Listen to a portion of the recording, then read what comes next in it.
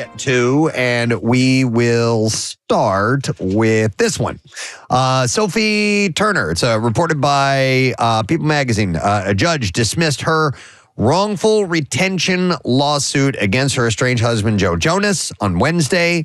Both parties had agreed to have the filing dropped following the approval of their parenting agreement in the UK on January 11th. So this was almost kind of like, so she had alleged last year that Jonas withheld the daughter's passports in order to prevent them from leaving the UK or traveling to the UK.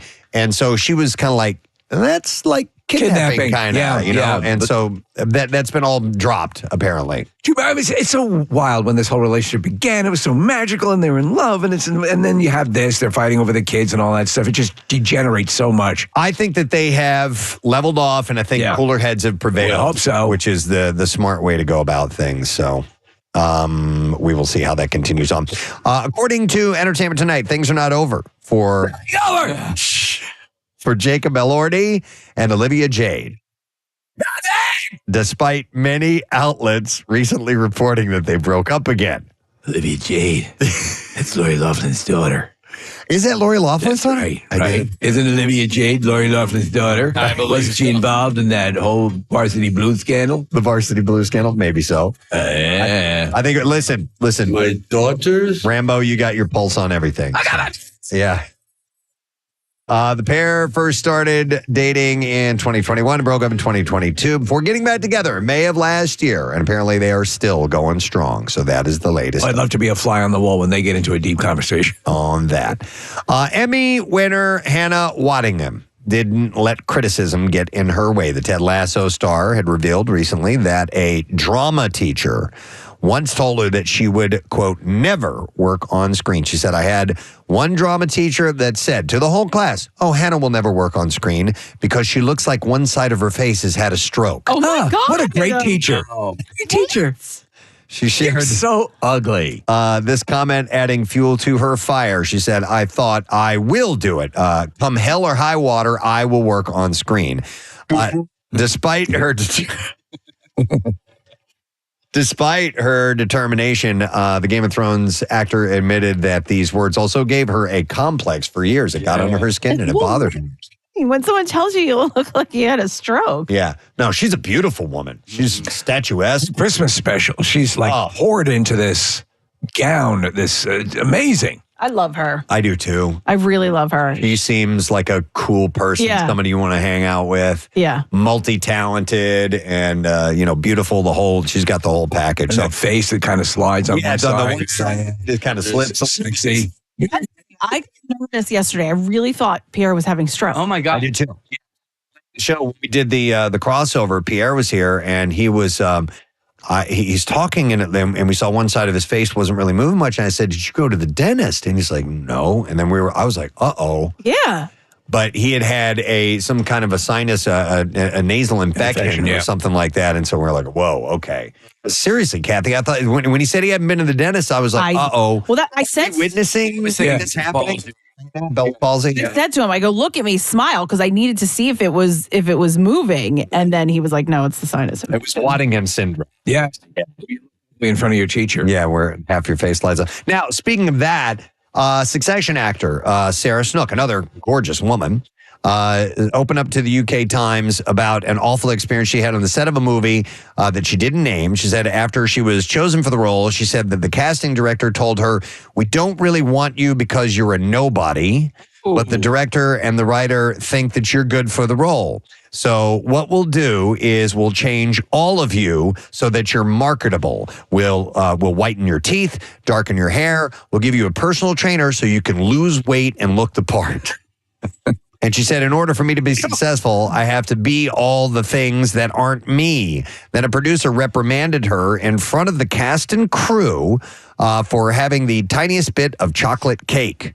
She said a costume designer had interjected and told her to keep eating the cake.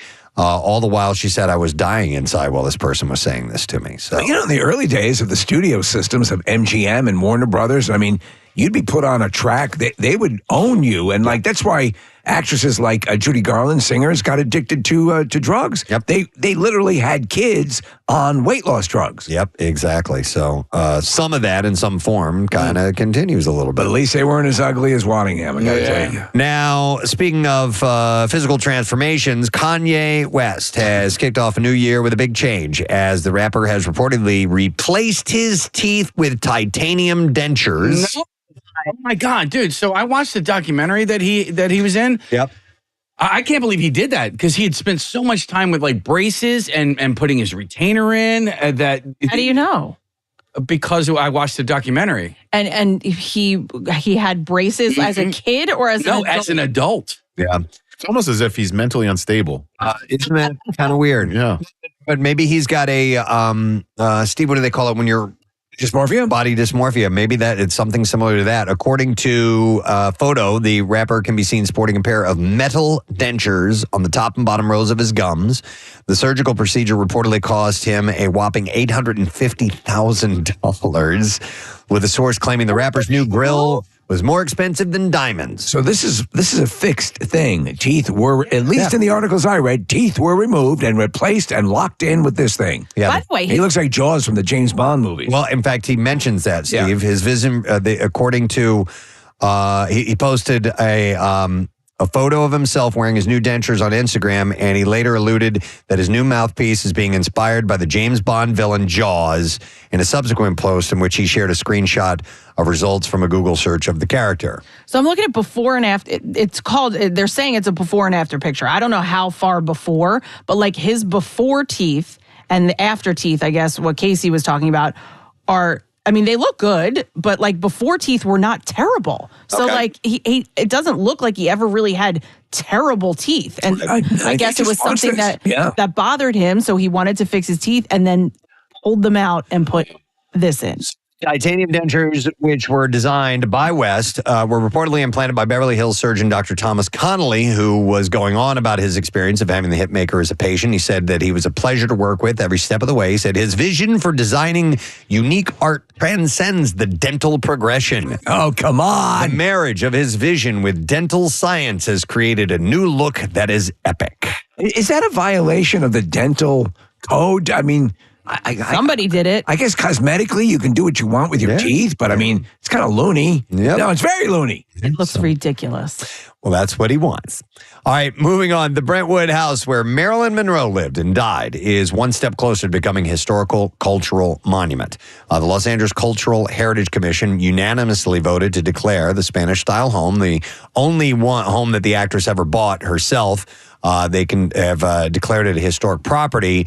It isn't out of the woods yet, though. The Cultural Heritage Commission's designation delays potential demolition for another 180 days, but the house won't be permanently protected until the LA Planning and Use Committee and City Council review its nomination. They're going to put a Stuckey's in that spot, Preston, which I think is absurd. No, the building's current owner, Glory of the Snow Trust, received a permit to demolish the house in September 2023, but the LA City Council quickly voted to suspend said permit to delay the trust's construction plans, but I don't know what they have planned for it. Actually, I heard it's condos. It was built in 1929, and she had purchased the house for $77,000 in 1962 after divorcing from playwright Arthur Miller, and spent approximately $51,000, which would be about $500,000 now, refurbishing and remodeling it. She died there in August of the same year at age 36. So my cousin lives right around the corner from this house, the cousin that bought Dolly Parton's tour bus, and he says, I was texting him about it not that long ago, he says, every few months a car full of Germans will stop by on a dog walk, and it says, where is the house to Marilyn Monroe? Really? Yeah. And then he goes on and he says the owner is getting screwed. It's an old crappy house, and they want a big modern house, and they're getting jammed up because people want to preserve it for historical reasons. Right. So we'll see if they end up designating that. I think it'd be worth it to do it. I mean, you know, It's a piece of Hollywood history. superstar. Certainly. Let's see what else I have here for you. According to Entertainment Weekly, Kieran Culkin has yet to watch the final episode of Succession. He never watched it. He revealed in a recent Q&A, he said, this wasn't on purpose. He said, I was in Poland and I couldn't sign into my Max account. It was an app issue. And then I went on vacation. And then after that, I was like, that was like 3 months ago. I want to go back and see it. And on Monday, of course, he won the Emmy for Outstanding Lead Actor in a Drama Series for his role in the show, but he has not watched the final episode yet. Are any of you guys having issues with your Max app? So it just happened, a case, and about 3 or 4 times logging in, and I had the exact correct password each time. The 5th time, the exact same password, and it goes in. What they should put up a thing sometimes to let you know that there are issues with accessing the account so you don't go out of your mind. Yeah. But yes, to answer your question, I did have that problem. Because I'm having this issue where I go to click on a movie and it goes to play, and then it's like, oh, I'm sorry, you can't play right now. Check your account, whatever. But check your account. Well, but then I'll go to a different Roku, and it works on that one. And so right now, I can't access my Max app on my Roku in my little man cave. Well, I don't like calling it a man cave. I'm calling it my office now. All right, okay. So in my office, and now it's not working in my bedroom, but it's working on all the. And I'm like, what is going? Do I have to? This is a different conversation for. I think it is. Yeah. But we get the point. Yeah. You shared something that he had going on. He had it going on, and he's a star of the show. He can't watch his own show. Can't even watch it. During a Wednesday night appearance on The Tonight Show with Jimmy Fallon, Jodie Foster confirmed that she almost starred as Princess Leia in Star Wars instead of Carrie Fisher. Wow. So he was asking her, he said, you've been in so many iconic roles and we love what you do, but I saw this on the internet. You were offered the role of Princess Leia in Star Wars. Is that true? And she said, I was. Yeah. They were going for a younger Princess Leia. She said, but I had a conflict. You want to hear a screen test? Sure. Oh. Yeah. It's when she first meets Vader. Right. He speaks Bocce. Hey, do you think it would have made the movie better? Oh, I don't know. It's hard to, obviously, when things get locked in, Carrie Fisher, so, but Jodie Foster's a fantastic actress, so I don't think it would have suffered. It just would have been, obviously, different. She said I was doing a Disney. If she had played Vader, that would have been weird. She said I had a conflict. I was doing a Disney movie, and I just didn't want to pull out of the Disney movie because I was already under contract, so that could have happened, but of course did not. Robert Downey Jr. knows how some industry professionals feel about comic book franchise films, but the Iron Man actor says that doesn't discount his acting work. He just nabbed, of course, a Golden Globe for his performance in Oppenheimer, but he said that his other films were some of the best work he'll ever do. He was on Rob Lowe's podcast recently and talked about the highs and lows of working in the film industry, including the way that his 2020 film Doolittle wasn't the success that he had hoped for. Boy, it sucked. Oh, did it? Yeah, I was so hoping it'd be good. It just was not.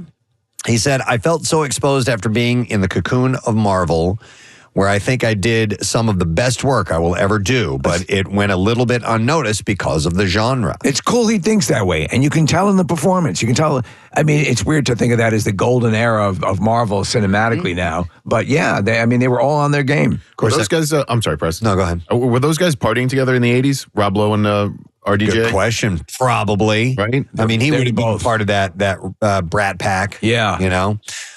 So he said that...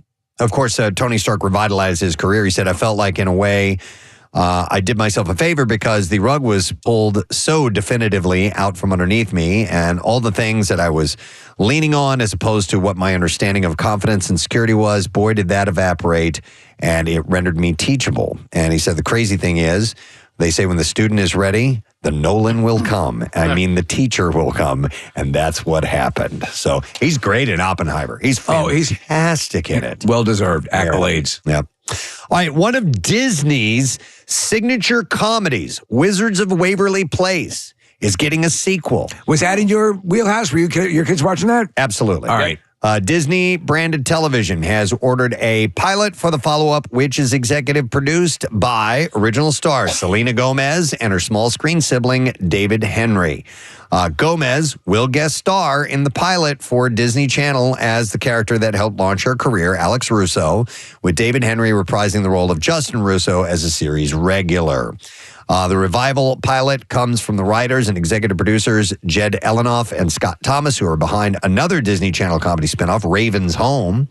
And it picks up just after a mysterious incident at WizTech, where an adult, Justin Russo, has left his wizard powers behind, opting for a normal human life with his wife and 2 sons. But He gets a surprise when a powerful young wizard in need of training shows up at his door, and Justin must embrace his past to ensure the future of the wizard world. Was it a good show? It was cute. Cute, yeah. It was, Sweet Life was on, and all those. Good Luck, Charlie. Yeah, they were all fun. Right. They were all decent, pretty good to watch. Ant Farm, they all had hot moms. Yeah. There you go. Steve, I'm sorry to tell you this. Schmigadoon will not return for a third season. All right. Apple TV Plus canceled the musical comedy series starring Cecily Strong, and Keegan-Michael Key after 2 seasons. Second season wasn't that good. First season. They did make. It's like telling the same. Now, not that you can't tell the same joke a couple It wore times. thin. And they changed it a bit. It wore thin. Okay. After having found true love in the town of Schmigadoon, season 2 found Josh and Melissa in Schmicago, the reimagined world of 60s and 70s musicals. I love that idea. Season 2 featured new original songs and returning stars, Strong Key, Ariana DeBose, Martin Short, Dove Cameron, Jamie Camel, Kristen Chenoweth, Alan Cumming. I mean, like huge names. Jane Krakowski, Titus Burgess, Patrick Page, is a whole bunch. Schmigadoon was produced by Universal Television. Lorne Michaels is the executive producer. Since its debut, they earned Emmy and AFI awards and Critics' Choice Award nomination for Best Supporting Actress for star Kristen Chenoweth. So Chicago had some more, hilarious moments, but I'd say consistently Schmigadoon was more entertaining. Yeah. All right, one last thing before we move on to movies and clips. The long-awaited expansion of the Office universe appears to be getting closer to becoming a reality. Greg Daniels, who adapted NBC's The Office for American audiences based on the hit BBC series from Ricky Gervais and Stephen Merchant, is setting up a development room with his trusted writers. I want a development room. It is set to begin work on, actually, earlier this week to explore the ideas of a follow-up series. The potential new series, which is not a reboot, would likely be set in a new office with new characters, but live within the same world as the Steve Carell-led mockumentary series. If I had a development room, I would put in it 1 waffle iron and 2 mixers. Oh. Yeah, just like this. That's right behind me. A documentary crew doing a documentary about a different subject is a possibility as a premise for a possible Office universe extension, Daniels has said. NBCU top executives have stated many times that they would be interested in a new incarnation of The Office if Daniels has a take. And this is no surprise given what a hit his series for NBC was and the life of its own it's taken in syndication and especially in streaming. So. Well, I checked the holidays. They had a nonstop Office marathon, and I watched the whole series as it aired originally, but I dove back in and watched. It is so effing good. And all the various versions of the cast. And we will have Creed Bratton of The Office here this morning in the 9 o'clock hour. And Creed is probably the most elusive, sociopathic. It's just, you cannot get, and purposefully so, a fix on Creed because the stuff that he says he's done, or if the cops show up, he always thinks it's for him. It's a hilarious side story. Steve, you know what I love about Creed is that they used him the right amount. If they used him more, they would have killed it. It wouldn't have been as funny. But like when he came in, it like every single time, it was hilarious. But it was sparsely used. Right? You know? Yeah. All right, movies are opening this weekend. Oh boy.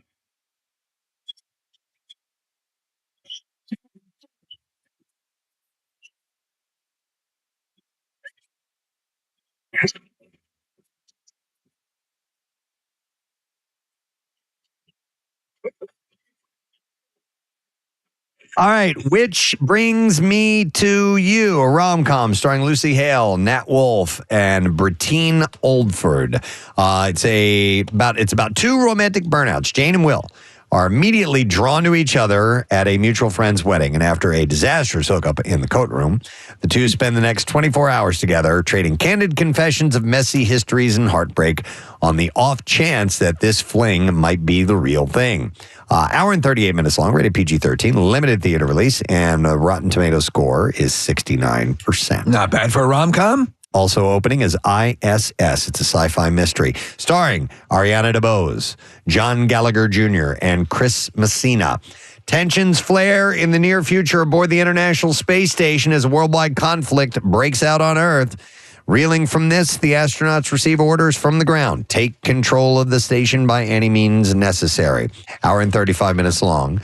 It's rated R. It's a wide theater release, and Rotten Tomatoes score is at 67%. And then finally, The End We Start From. It's a drama and mystery, and it stars Jodie Comer, Joel Fry, and Benedict Cumberbatch. When an environmental crisis sees London submerged by floodwaters, a young family is torn apart in the chaos. As a woman and her newborn try to find their way home, the profound novelty of motherhood is brought into sharp focus in this intimate and poetic portrayal of family survival.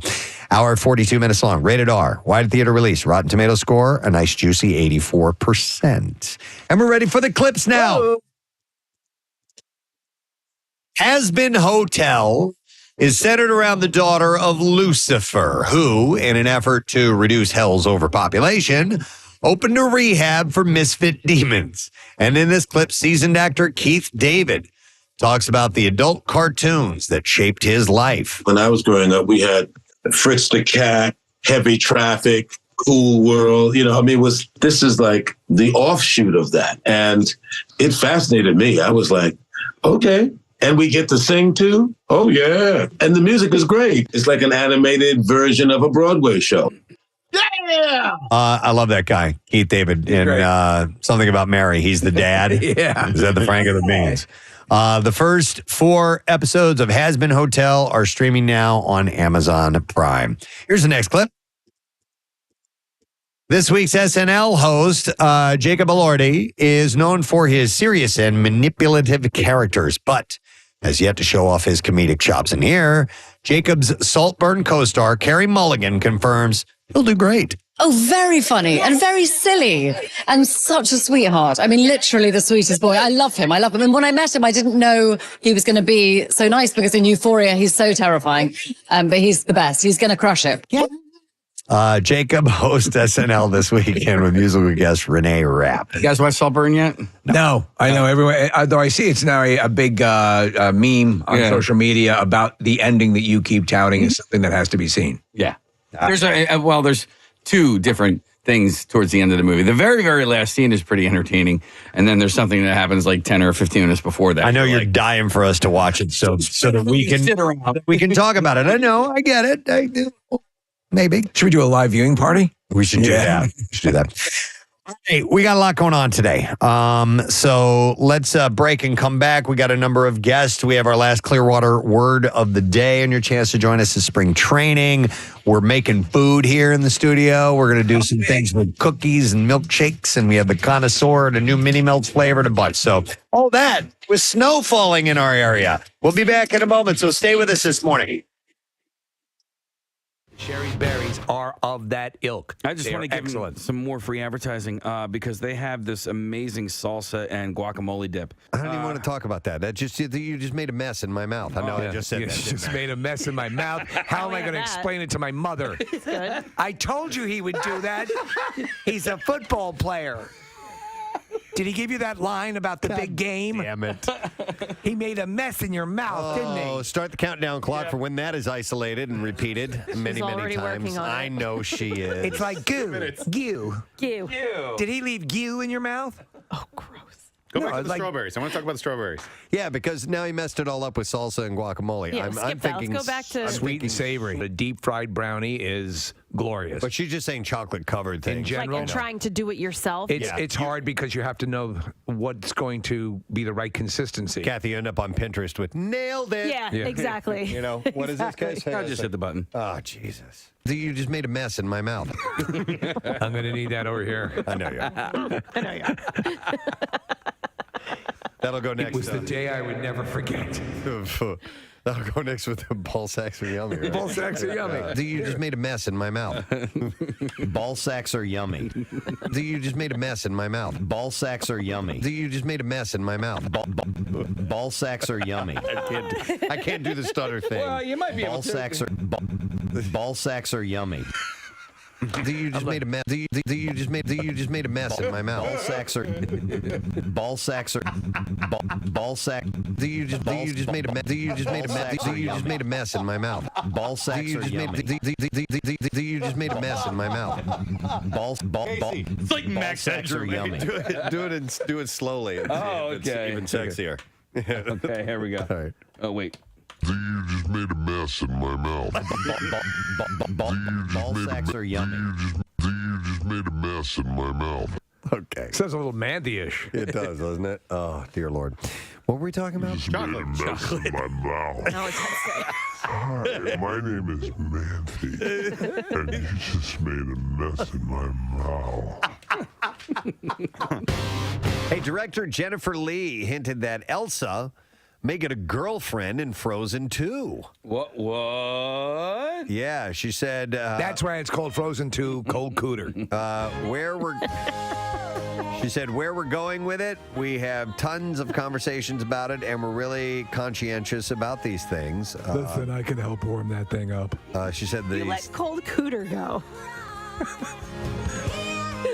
She said the sequel is expected in 2019. I consider that a personal achievement that Kathy likes Cold Cooter. The shocking part is that you didn't. I was still laughing, and Preston just kept going. Like, nobody really But said I mean, anything for about Kathy that. Romano to enjoy Cold Cooter, It's pretty I think I'm just going to sit out the rest of the show. inventive.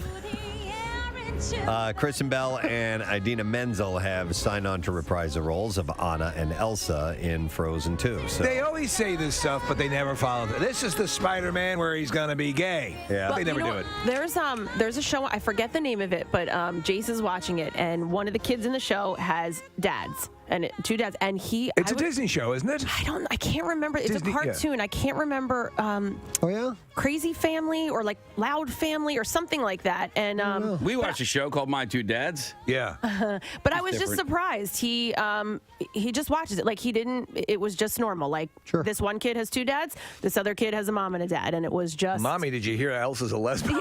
Yeah, that'll be next. Just totally the other way. It has no sense of it. It's totally fine. Elsa's lesbian? Yeah. It'd be interesting. It's on Nickelodeon. The Loud House? Yes, that's There it. you That's go. It. Okay, yeah. No kidding. I have. We're gay! I've not and seen it. loud! And they're pretty. One of the dads is pretty feminine, and they one of the episodes, or at least the one that I watched, they go on a skiing trip, and the dads are very overprotective and nervous that the kids are going to get hurt. And Wow, Interesting. The voice of one of them is Wayne Brady, and then the voice of the other is Michael McDonald, the singer. I'm in love with a dude. I turn around and he goes to town on me. It feels so good. That's not what they do in the show. Is it in the really? Call it the show. Hershey Are you Highway. sure it's the Michael McDonald? Nope. Okay. I got distracted by the singing. Sweet freedom. We're just two dudes and we're getting it on. Penis by penis By penis. by penis. I'm working my way through. Nick, Obviously, we're approaching it with sensitivity. Of course we are. And compassion. See, I think it's cool. We are a progressive show, obviously, not even remotely having fun. very different Michael McDonald. that Oh, it's the sounds- one from I know that guy. Mad TV. There was an actor, Steve, you'd recognize He's this guy. excellent. He's very funny. Yeah, he's a great actor, and Okay. he plays the other gay dad, It's not not the one from the Doobies. the Doobie Right. Brothers. Though I've dabbled occasionally, now and then, I like some dudes. I like your Michael McDonald, Thank you. Steve. I'm a fan of man junk, like it on my head. They call it what they call it? A Roman helmet. Michael McDonald isn't singing this song. Oh God! This is Tom Johnston. That's Tom Johnston. There you go. That's Thank it. you very much. That's Michael McDonald. You don't know me, cause I'm your all the lyrics sound like the others. So it's called what's called Loud House. Well, that's Yes, Michael yes. McDonald, right? Not, and this is Michael McDonald. You might Or be are right. they both? Mick. They're both McDonald. Both Both Mick. Mc- oh. M-C-D-O-N-A-L. McDonald had a heart. He had a hair. with a and a I don't know what animal you just said. don't know. I don't know what Neither do noise. I don't know what noise to make. and the hair goes. He does the Michael McDonald see and say. Okay, so Michael McDonald, The Loud House. the Loud House. The Loud House. Yeah, there you go. And you were just singing, "Oh, McDonald," gives me a reason to play this. That was me from 2 days ago. Okay, what else do we have here? Okay. Okay. All right. Jeff Franklin, the creator You don't get news like this anywhere else. and showrunner for Fuller House and the creator of the original Full House, has been fired from Warner Brothers. Why? What happened? And What happened to the skeleton man? He created Full House. I don't know why you're still here. don't even question. I heard it was breakfast. There was another time, and I got really pissed off at this one too. A buddy and I went into a bar that had pool tables, and we just wanted to shoot some pool. We weren't there exclusively to do it. It was, hey, Right. pool tables. Let's do it. Let's shoot a game of pool. So we go over to play pool. Nobody's playing at the table. And we go to play, and there's a couple sitting at the bar. They're like, no, the table's ours. I'm like, there's nobody playing here. Yeah. Like, yeah, our quarters are on the table. I'm like, yeah, but you're not playing pool. No. Quarters indicate next. Yeah, exactly. Yeah. Exactly. So my buddy and I'm like, yeah, we want to play against each other. No, you got to play us. No. And see, so it was their ownership of the table because they currently were the winners of, and so I tried to tell the bartender this, and the bartender's like, no, they're right. No, I'm like, you own the table if you stay at the table and keep playing. Yes, and then you can put the quarters out Yeah. to indicate who's going to challenge the winner. But But maybe apparently they were looking for somebody to play. They Yeah, had their quarters but there. they left. I didn't want to play with them. I wanted to play with my buddy, and we weren't interested in playing. You're not doing a tournament. Because we just wanted to play a friendly game amongst ourselves, as opposed to these two a-holes, which of course they were great playing. They were great at pool, and they ended up beating us. But I was just like, I don't want to play against you. Does anybody understand the issue here? They weren't playing pool. They were sitting at the bar, which was empty, by the way. Yeah. Mm-hmm. And I'm just like, what is this? This is what you do. Yeah. Oh, you guys are a bunch of This is dicks. what you do. You should have done the thing that This is your thing. that the Joker does in The Dark Knight and break it in half. And I know. We're having tryouts. I think I have a good idea. Ask me how I got these scars. My wife was always sad. I just wanted her to smile. There are times when I wish I didn't care about getting arrested. You know what I mean? Just snap the cue and So go. the question you have to ask yourself is it worth letting me and my friend play pool? You're right. What about this? Or do you want this cue rammed through your optic nerve? Steve, that is going to be my go-to from now on. When I have that confrontation moment, I'm going to think about that and maybe pull a joke. Sure, why not? You know? Is it the scars? Scars. Are they bothering you?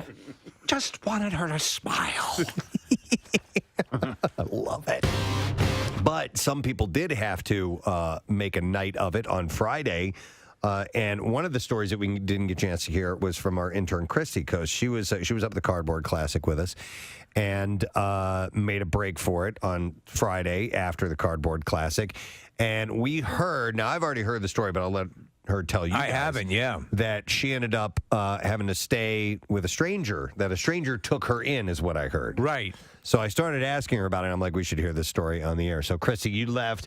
Did you leave right after the sledding was done and try to head home? Yeah, I left there was like 2 sleds to go, so we just headed out trying to get out of there. And what time? What time would you say? Because when I left, I went up to the bar after and hung out for a little bit. I left around 1 o'clock. You had to leave around 12:15. 12:15. Yeah. Okay. Probably that. Okay. Yeah. So I got back to the hotel, checked out, started my car, went to the bathroom, all that stuff, and then so I started to leave, and right as I'm leaving, a fire truck must have like exploded or something. Exploded? Onto the road. It just tipped over. Someone said that they were going like 90 miles an hour down the road, and there they weren't You clear. don't exaggerate much, do you? It went from exploded to tipped over to 90 miles an hour. No, someone did say it was 90 miles It was an hour. okay. down the road. Not even the most finely tuned vehicle could travel down that road at 90 Well, it was miles. traveling at 9 miles an hour because it had exploded and it was flying forward, Preston. Got it. Okay, so anyhow. Exactly. Yeah. Right. So there was no getting down the road, essentially. So there was an atomic bomb blast. Yes. So you're looking to get out on the road and get home. Where do you live, by the way, here? I live in South Jersey. South Jersey, okay. Oh my God. Yeah, and just what right over the road bridge. is this, by the way? Is this like, did you get out of? I got out of the resort, and right in front of me, like I was the next car to go, a police officer started putting flares up and everything. Casey, so. whatever that road is that goes to the resort. 940. 940. All right, that's it. Yeah. Okay. Yeah. So anyhow. So they were redirecting traffic up this hill. It was like the steepest hill I'd ever seen in my life. There are a lot of them there, yeah. And trying to drive up, I make it maybe halfway up, and I start rolling backwards. And I don't know what to do. I've never driven in these conditions before. So I'm just sitting there. These people come up to me and said, "We'll push you up the hill. We don't really know what we're doing, but we'll push you up the hill." So I'm like, "All right, you know better than me." And then this woman comes out of like the thicket. And She just comes walking out of the tree. Traffic on 93.3 WMMR. Thank you, Kathy. Well, it's Friday morning, and it is time to talk about the culinary excitement of the connoisseur. Connoisseur. Yeah, so a little bit later on, we're going to be making chocolate chip cookie waffles. Yes. Now, it's actually chocolate chip cookie dough that we're putting into the waffle maker. Yeah. And we're also going to do apple pie milkshakes So as well. I know how impactful this is because you actually have donned your connoisseur hat. I decided to put it on. Yeah. It's kind of tough. It muffles my headphones a little bit, and I can't hear as well when I'm mixing the show because I'm the guy who runs the soundboard here, but I'll make do. Now, leading into the connoisseur, before we get to the first story, it's brought to you by Mini Melts Ice Cream. Mini Melts Ice Cream. We have our own freezer in the studio because you have to get Mini Melts out of its special freezer. It's colder than your regular ice cream. It's super duper flash frozen with this super duper low temp, and it has to stay that way. And you can get these, by the way, at your local 7-Eleven throughout the Delaware Valley. They are available. So we are trying a new flavor every week. Steve, you already done to the cookie dough. Cookie dough. Oh, wait. So if you don't know Mini Melts, they're basically little mellet. They're ice cream pellets, Like pellets, yeah. and so you can use them as a musical shaker too. Steve, since you took the first bites, Love please, it. your impression. Again, the cookie part of the cookie dough is essential. Home run. Home run. I love these friggin' things. What? I love them. Oh, I love these freaking things. Why am I surprised every time that how good it is? Yes. I know. Because you look at it, And the and pellet, it doesn't look like regular ice cream. Yeah. No, but And then you eat it, and then I don't want to stop eating. and then you don't want to stop eating it. And then it makes for great radio because Yeah. we're all just sitting here eating ice cream. Well, it's great for us not being Preston or Steve because you guys can do it while we eat. I don't get to enjoy it. You don't get to enjoy it? Is that what you're saying? Man. Ah, okay. by the way, the gentleman came to replenish our freezer. The rest of the our Beasley stations here, our sister stations, are thrilled at the concept that once we wrap up with our taste testing, they'll be able to access that freezer anytime they want. Oh, I got a nice big chunk of cookie dough in there. right? Oh, my goodness. Oh, my goodness. I was Wonderful. about to say it's the S, right? Yeah. Well, I you know, stopped myself. Bill, right before he left, dropped a blatant F-bomb. So you go right ahead. Yeah. You enjoying it? Or you forgot about the I F-bomb? forgot about Bill, but I am enjoying it. Yep. Excellent. Okay. I'd have to say, so far, if I were to rank the ones that I've had, I'd say second. First is still the fudge brownie. That's I think is my number one, the brownie blast. But this cookie dough, this has got to be number two, most definitely. And by that, I don't mean poop. I mean it comes in second to the fudge brownie. Poop does sometimes too. All right. So with that, we have some connoisseur stories to share with you. Pull up your mini melts and enjoy these stories that are about food and beverage and restaurants and all kinds of good stuff, culinary world. Today is National Popcorn Day, folks. Now you're talking. So I'll give you a little bit of history about popcorn. The original corn, essentially, was derived from a small grass with kernels, not much different than that of wheat. But careful selection and generations of breeding has resulted in what we think of today as the corn plant. When settlers came to the New World from the old country, they discovered that this amazing crop was here and that it had been in use for quite some time by indigenous peoples. Sometime along the line, though, possibly even thousands of years ago, it was realized that certain corn kernels, when subjected to heat, will pop and reveal their soft, fluffy, and this is the technical name, endosperm. Oh, my God. In a cloud. I had a full bucket of endosperm yesterday. Around their shell. Before long, it was discovered to be a light and delicious treat, and cultivation led to the popcorn that we have today. Got a little bit of sperm in your mustache. There are actually two types of popcorn, but the familiar yellow popcorn that we all see in movie theaters is by far the most popular. I always thought it was more white than yellow in appearance, and it turns yellow when you add butter to it. Right. I don't know. So I pop a lot of popcorn, and it usually is white when I pop it. And I pop it in one of these things, Preston, where you just, it's made of this, it's this rubbery kind of material. You put a very thin, 2 kernel deep level of popcorn kernels in the bottom. There's a little indentation at the bottom, and put it in the microwave. You don't add anything, no oil or anything, pops it up fully. I love it. The ways that you can enjoy popcorn, according to this article, you can have it with a classic mix of butter and salt. Oh, wow, that's interesting. Or you can get creative and add your favorite spices and herbs to it. Wow, I'm glad they're telling us how to enjoy popcorn. There really isn't anything that doesn't go wonderfully with it. For a light, healthy addition, you can skip the butter and shake it down with herbs like rosemary and thyme, or spice it up with cayenne if you want. That's something I never do. I never add herbs to it, but that's perfect. You could easily do that. Or you can forego the healthy options and bury it under a delicious coating of caramel and bacon and really enjoy the decadence. I would like to make a suggestion. If you are into the sort of the spicier stuff, there's a spice that Marissa has referenced a few times called tahine. It's spelled Tajin. It's a seasoning, and it's like lime and chili. And they put it on spicy margaritas around the rim. You can put it on the rim, yes. But germane to this conversation, Kathy, I highly recommend it on popcorn. That sounds good. I'll stick with the margarita. So around the world, popcorn is enjoyed in different ways. For example, Japan, in addition to the standards, folks there appreciate flavors such as honey, milk tea, and curry in their popcorn. In Europe, it's enjoyed as a sugary treat. It's often sold in bags at the movies rather than freshly popped. Kettle corn. In Nigeria, best enjoyed by popping it in the microwave. A preferred flavor of popcorn there is fruit chutney. What? And then in India, in addition to standard butter and salt popcorn, it can also be found in unique flavors such as miso soup, Thai red coconut, and anchovy garlic. Ooh, wow. Wait, is that Japan? India.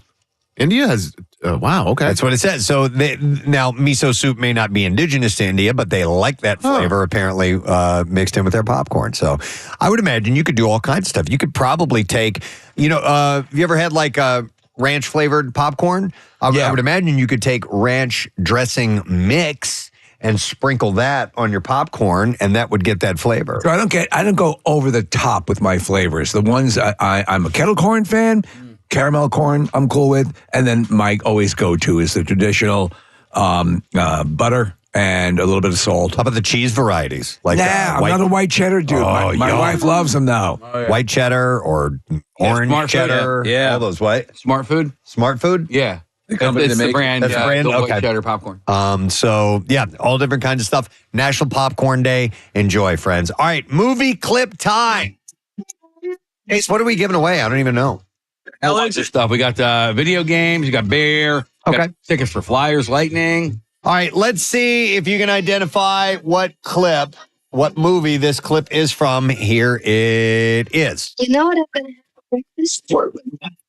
I'm going to order a plate of blueberry pancakes with maple syrup, eggs over easy, and 5 sausages. Anything to drink with it? All right, 215-263 WMMR. Order up. I'm going to share a very sad story with you. Aww. Unfortunately, and it's local. On Tuesday, Charisse McGill, creator of French Toast Bites and owner of local artisan foods at Cherry Street Pier, passed away. She was only 42 years old. This woman was a very wonderful success story, and she was just an adorable woman. I did not know her, but I watched some videos of her this morning, and this is just sad news, and I don't know why she is gone with us so soon. A statement from the McGill family was posted to the local Artisan Foods Instagram page. It's a lengthy post, but I'll just read the beginning. It says, "It is with great sadness we share that our founder, visionary, leader, and history maker, Charisse McGill, has been taken from us this week. Our hearts are heavy, and she will be dearly missed." She was a trailblazing local food entrepreneur who is known for her creative business savvy and civic engagement. Before becoming the founder and owner of Local Artisan Food, she proudly quit her job as director of special events at Valley Forge Military Academy. Oh, wow. And previously running the Lansdale Farmers Market. The initial investment in the business came from, this is how she started. It was a lemonade stand that her then young daughter, Madison, set up. And she is going to help continue to run the company. Since launching in 2018, McGill's business grew into prominence as her tasty French toast bites often sold out at traffic-heavy local venues. She made history as the first black woman to have a signature beer in Pennsylvania with the rollout of French Toast Ale in collaboration with Yards Brewing Company. Her company would later produce a spice product and coffee based off of her popular French Toast Bites. Isn't that wild? Yeah. Just had the gift for that stuff. Last fall, she would go on to become the first black woman to serve as executive director of the Farmers Market Coalition, a national nonprofit position in which she advocated on behalf of over 8,000 farmers markets across America. So it was just sad news to see. But she was young. A very wonderful success story in a very difficult industry. In addition to her daughter, Madison, McGill is survived by her parents, Maurice Davidson and Tina Jackson, and other relatives. But that was just a heartbreaking story to see this morning. Yeah. Well, we have a very robust community. Obviously, Marissa is deeply tied into all of these chefs and all these people who are doing this kind of stuff. And wow, it's horrible. Sad to pass along. But I wanted to make sure that we did mention that and acknowledge that. So I wanted to pass that along. All right, we'll move on and see if we can get someone who knows what movie this clip is from. You know what I'm going to have for breakfast? I'm going to order a plate of blueberry pancakes with maple syrup, eggs over easy, and 5 sausages. Can I drink with that? All right, we're going to go to Rich. Hi there, Rich. Good morning to see you. Good morning, Rich. All right, what movie, please? Pulp Fiction. Yeah, man, you got something. Here's your prize. Rich, you have a pair of tickets to see the Flyers and Lightning, and that's going to be on Tuesday, January 23rd. Love it. All right, another clip for you to identify. What movie is this food clip from? Thank you. That's me saying it correctly. All right, let's see if you can guess this. Very generous. Pepper Potts said, Thank you. sorry she couldn't be here. I think I'm going to go change the sterno under the vegan lasagna. All right, 215-263 WMMR. What movie is that from? All right, order up. All right, this is interesting. A singular San Francisco restaurant appears to be operating under at least 70 different business names on DoorDash. Okay. Wait, why? Because apparently this is fairly common practice, Kathy. To attract people? Of all different cuisines and so on. So the staggering number of storefronts listed under the same Polk Street address in San Francisco was later confirmed. The restaurant is Fresco Pizza, Shawarma, and Ice Cream at 1338 Polk Street, or at least that's the name on the website and close to what's printed on the awning of its brick and mortar location. Its website has an extensive menu, including pizza, salads, calzones, pastas, sandwiches, shawarma, falafel, burgers, and desserts. And according to its Yelp page, the restaurant was established in 2010. The large variety of search queries, calzone, vegan burger, breakfast burrito, pasta, and falafel, to list just a few, conducted on the DoorDash mobile app on a phone in San Francisco, turned up storefronts associated with that address. And They ended up finding 72 different DoorDash storefronts listed at the address. Names ranged from Alfredo's Parmigiana House to Big Daddy's Wings to Cake Slice Company to Godfather's Gluten-Free Pizzeria to Mr. Vegan's Falafel to the Pasta Slut. Pasta slut. Yep. So, you know why this is brilliant? Because when you are looking on DoorDash, you're more than likely going to go to a place that if you're looking for a pizza that has sort of a pizza-ish name. Yep. So it's high concepting your food. Yeah. And also, but the downside is they have to maintain this vast menu to provide all of this stuff, but apparently it's working, right? Many of the storefronts listed on Uber Eats, Grubhub, and Postmates as well for that particular address. This practice is not unheard of, though. It is often frowned upon. In 2022, an independent article detailed the practice of major chains selling their food under different names on delivery apps, leaving customers who thought they were ordering from a small business feeling duped. Uber Eats announced in March 2023 that is cracking down on an explosion of virtual restaurants selling the same food under many different names. So, but the thing is if the client buys it and likes it, it doesn't matter. It doesn't matter. Yeah. Right? But you're kind of being like slightly duplicitous. Yeah. Kind of being marketed to in a nefarious way. So I ordered something over the holiday season. It came from China. I knew it was coming from there. I knew it was going to take a really long time. But once I clicked on that link, of course, how your algorithm works. Yeah. But the same product kept popping up under different names, like under different business names. Yeah, and if you searched each of the, I searched each of the business names to see if any were here in the United States, and I was actually going to get my product, and they all were listed as business names, and they all pretty much said the same thing. Hey, your stuff's coming from China. It may or may not arrive. It may be good. It may not be. It's a big gamble. But I found it odd. It was the exact same pictures being used. Yep. So clearly, whoever it is creating all of these different businesses to try to, I guess, same thing. It's I've seen that pop up recently, Kathy. I don't know if you guys have seen it. It is a handheld. It looks like a turbine that generates this incredible breeze. Like they show a guy blowing snow completely off his car in like 2 strokes. Yeah. So you see it all over the place. You look at it. That product pops up under like 7 or 8 different manufacturers, and then on the Instagram post or the TikTok post, it will list a number of comments. So it'll say comments, but if you click on the comments, there are no comments. That's deceiving. Yeah. Yep. Wow. All right, we will see if someone knows what movie this clip is from. Very generous. Pepper Potts said, Thank you. Sorry she couldn't be here. I think I'm going to go change the sterno under the vegan lasagna. All right, 215-263-WMMR. What movie is that from? I'm going to go to Tom. Hi, Tom. Hello. Hey, Tom. All right, what movie is that from? So May in there, so I think that might be Spider-Man. Okay, there's a bunch of Spider-Man movies. Which one? I want to say, what was the new one? Far From Home?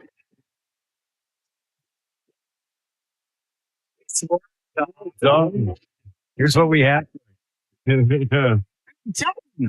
Tom, Gran Turismo 7 for PS5.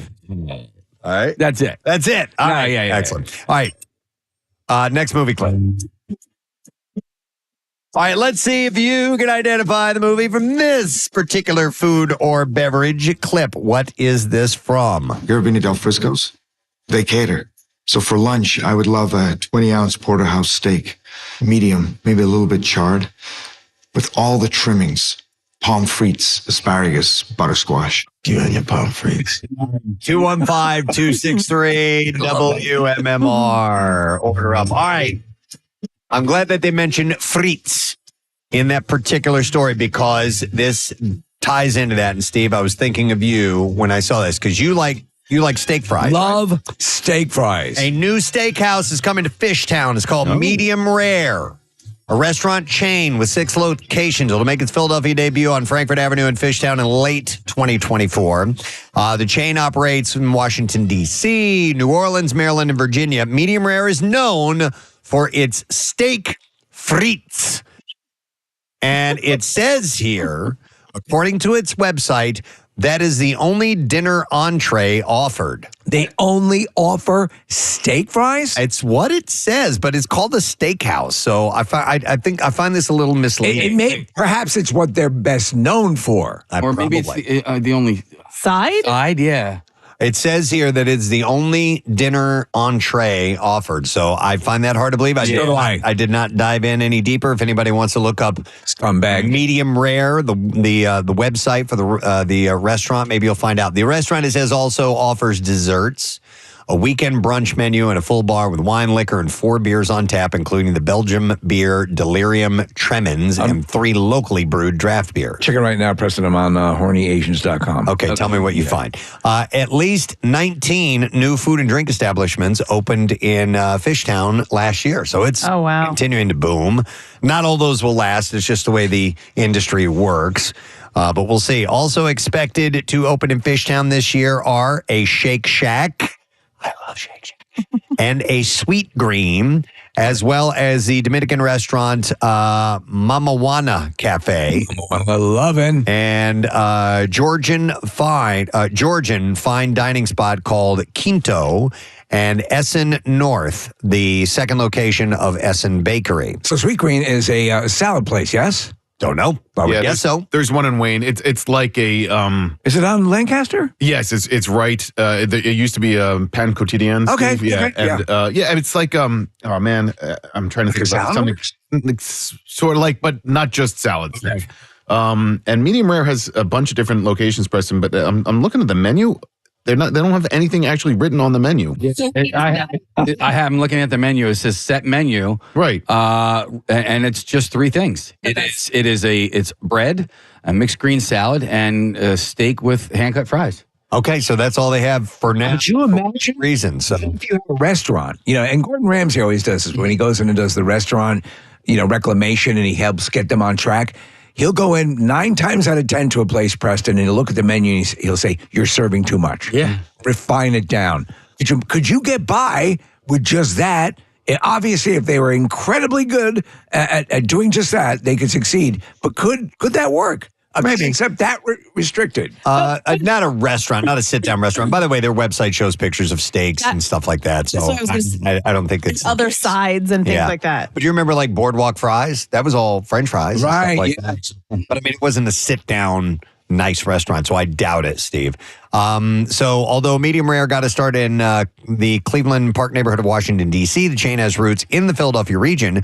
Mark Busher, the chain's co-founder, is a native of Cherry Hill, New Jersey. Do you think you could have a successful steakhouse and the gimmick would be that you provide no cutlery? There's no cutlery? Yeah. And you just have to eat with your hands, maybe? Wait, the Medium Rare restaurant follows me on Instagram. I just went to because I wanted to see the pictures. I wanted to see what other foods they have. I tend to think you're well done. I'm on this website, and it's prefix. You sit down, you tell them how to cook the steak, and that is all you get. It's $28.95. But they do offer, if you are a vegetarian or vegan, you can get grilled portobello. Oh. But they also do brunch, like an all-inclusive brunch on the weekends, and so that menu has 4 items. Please stop it. All right, let's see if someone can identify the movie. Del Frisco's. They cater. So for lunch, I would love a 20-ounce porterhouse steak, medium, maybe a little bit charred, with all the trimmings, palm frites, asparagus, butter squash. You and your palm frites. All right, 215-263-WMMR is the number, and we are going to go to Kevin. See if he knows. Hi, Kevin. Good morning. Good morning. How you doing? Great. Kevin, movie, please. Law-abiding citizen. That is it. We know it. It's filmed here. Casey was just talking about that particular scene and how much he loved it at Del Frisco's. Pretty wild. All right, what do we have for Kev? Kev, I got a pair of tickets to see the Flyers and Lightning on Tuesday, January 23rd. All right, let's do another clip. See if we can identify the movie. This food clip is from. Onions have layers. Ogres have layers. Onions have layers. You get it. We both have layers. Oh, you both have layers. Not everybody likes onions. Everybody loves cakes. Cakes have layers. All right, 215-263-WMMR. Order up. Let's go with this one. Kraft Singles is launching 3 new flavored cheese slices.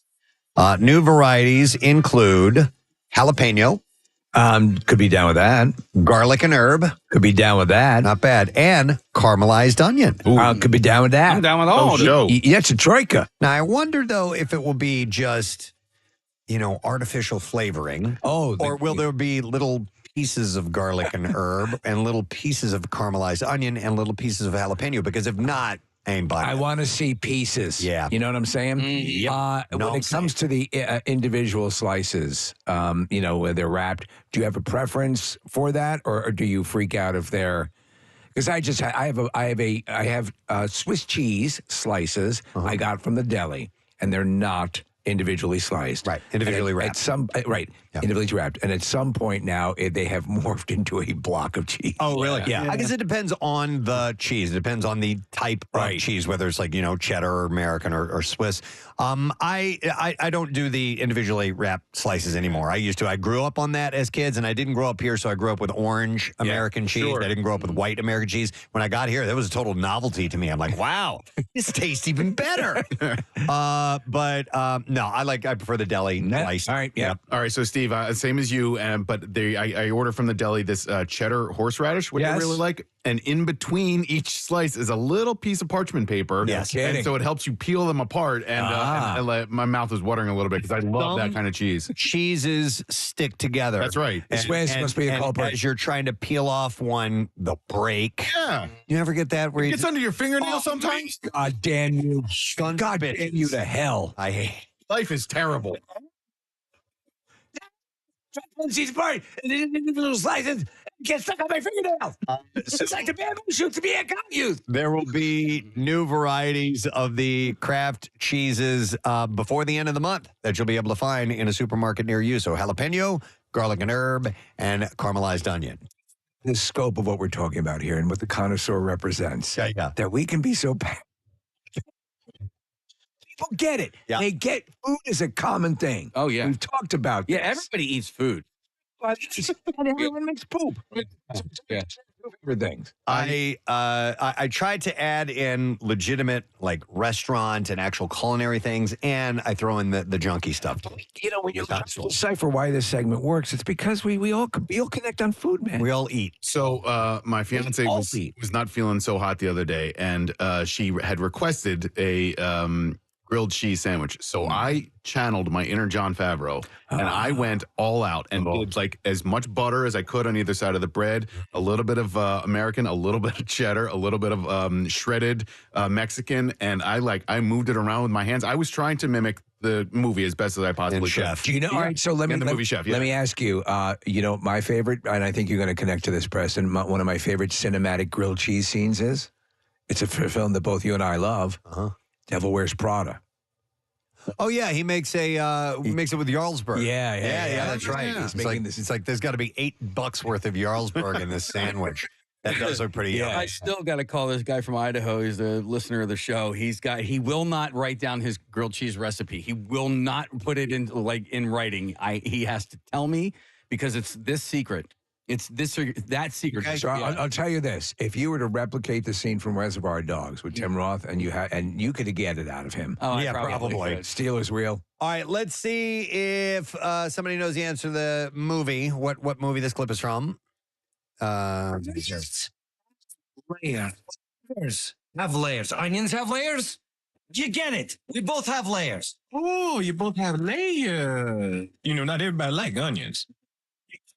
Everybody loves cakes. Cakes have layers. Before we get an answer to this, I want to read this text message. It says, I worked at a deli in high school, and when people pissed me off, I would slice their American cheese extra thin and smash it together.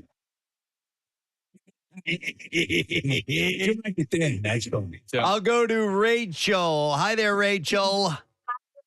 Good morning. What movie is that from, Rach? Yes. Hang on, because we got something for you. We got MLB The Show 23. It is a PS5 game code. All right, we're going to do one more, and that is it. What movie is this food clip from? I'm from. I had it delivered. Do you have a problem with that? No, I was just wondering whether they would come all this way just to bring you a chili dog. My little brother drives the delivery van. Occasionally, he goes out of his way to bring me lunch. All right? That's nice. Your little brother. All right, 215-263 WMR. Let's see if it helps. All right, last thing I'm going to mention. And I had someone gift something like this to me one time, and it was very, very special. If you're looking for something different for Valentine's Day, Grillo's Pickles is offering a chance to give a pickle bouquet. I know who gave that to you. Yes. Little Marissa. Marissa Magnata. It was one of my all-time favorite gifts ever. She made a pickle bouquet for me, and it was so awesome. The do-it-yourself pickle bouquet kit comes with a coupon for a free jar of Grillo's pickles, skewers, and a foam base, floral filler, tissue paper, and a card, and a, quote, pickle vase, which I'm not sure exactly what the pickle vase is. Oh, it's just a jar. Oh, that's it? Yeah. And it is, you can look for them in a supermarket near you before the end of the month. What's Grillo's? I don't know them. I don't know them either. They live in like the mountain areas of Africa? No, that's gorillas. Gorillas. Yeah. No, but I'd like Frank Grillo, Steve. Oh, well, he is a trained martial artist. Yeah. I personally would use Fishtown Pickle Project. You know, and I'm not stroking you, man. I mean, you know when I've stroked you just sexually. I'm stroking you to tell the truth. Your pickle that you designed is my favorite pickle. And I'm saying it, I swear to God. Saying it. I'm not going to say that. My favorite is still just a classic zesty, but I'm glad that you're different than me. Yeah. I know it's yours. Should be. Yeah. Hey, why don't you chew that gum on the pavement? Oh, God. Mike Richards, what did he call me at one time? Did he call me a fifth liner or something like that? Yeah. He's in town next week. Yeah. I'm trying to get him on the show next week because he's doing the alumni game. Well, I want to revisit that. Yeah. It's really funny. Marissa, what did you say? I missed what you guys. Oh no, I was telling Connor what movie that was from. Oh, sorry. Mike Richards is in town right now. I tried to get him on, but he was only in for a few days. But he's everybody. He's back on race for the alumni game. I thought it was this week. It's a week from tonight. Oh, maybe it's next week, and he's busy then too. Sorry, but he does say hi. He feels really bad. Let me check my calendar. I'm busy then. All right, let's see if someone can tell what movie this is from. Here we go. Delivered. Do you have a problem with that? No, I was just wondering whether they would come all this way just to bring you a chili dog. My little brother drives the delivery van. Occasionally, he goes out of his way to bring me lunch. All right? That's nice. Your little brother. All right, let's go to Desiree. Hi, Desiree. Are we okay? They never get picked or win anything. How's your day? Let's change it. What movie is that from? The babysitters. She gets picked. So congratulations, Desiree. We have something for you, Casey. What are we going to give to her? Wait, what happened? Nothing. Oh, wait a minute. Hang on. You have won a case of beer. Oh. For Desiree. All right. We have all the noisemakers we have in the studio. It's a big deal for Desiree.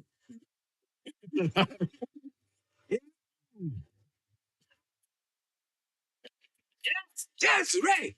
Desiree! She won today. Her name is Desiree. Hey. That's all we have time for. That's it. That's the end of the Connoisseur outro music, please. If you would, please, Casey. Yes, we are going to do more food stuff this morning. We've got waffles and milkshakes to make. We're going to try that out a little bit later on. We'll see how we can what we can whip together in the studio. I brought in all the proper accoutrement to make that happen. But thank you for joining us for the Connoisseur. We're going to take a break. We'll be back with the bizarre file when we return. So please stay with us. Steve.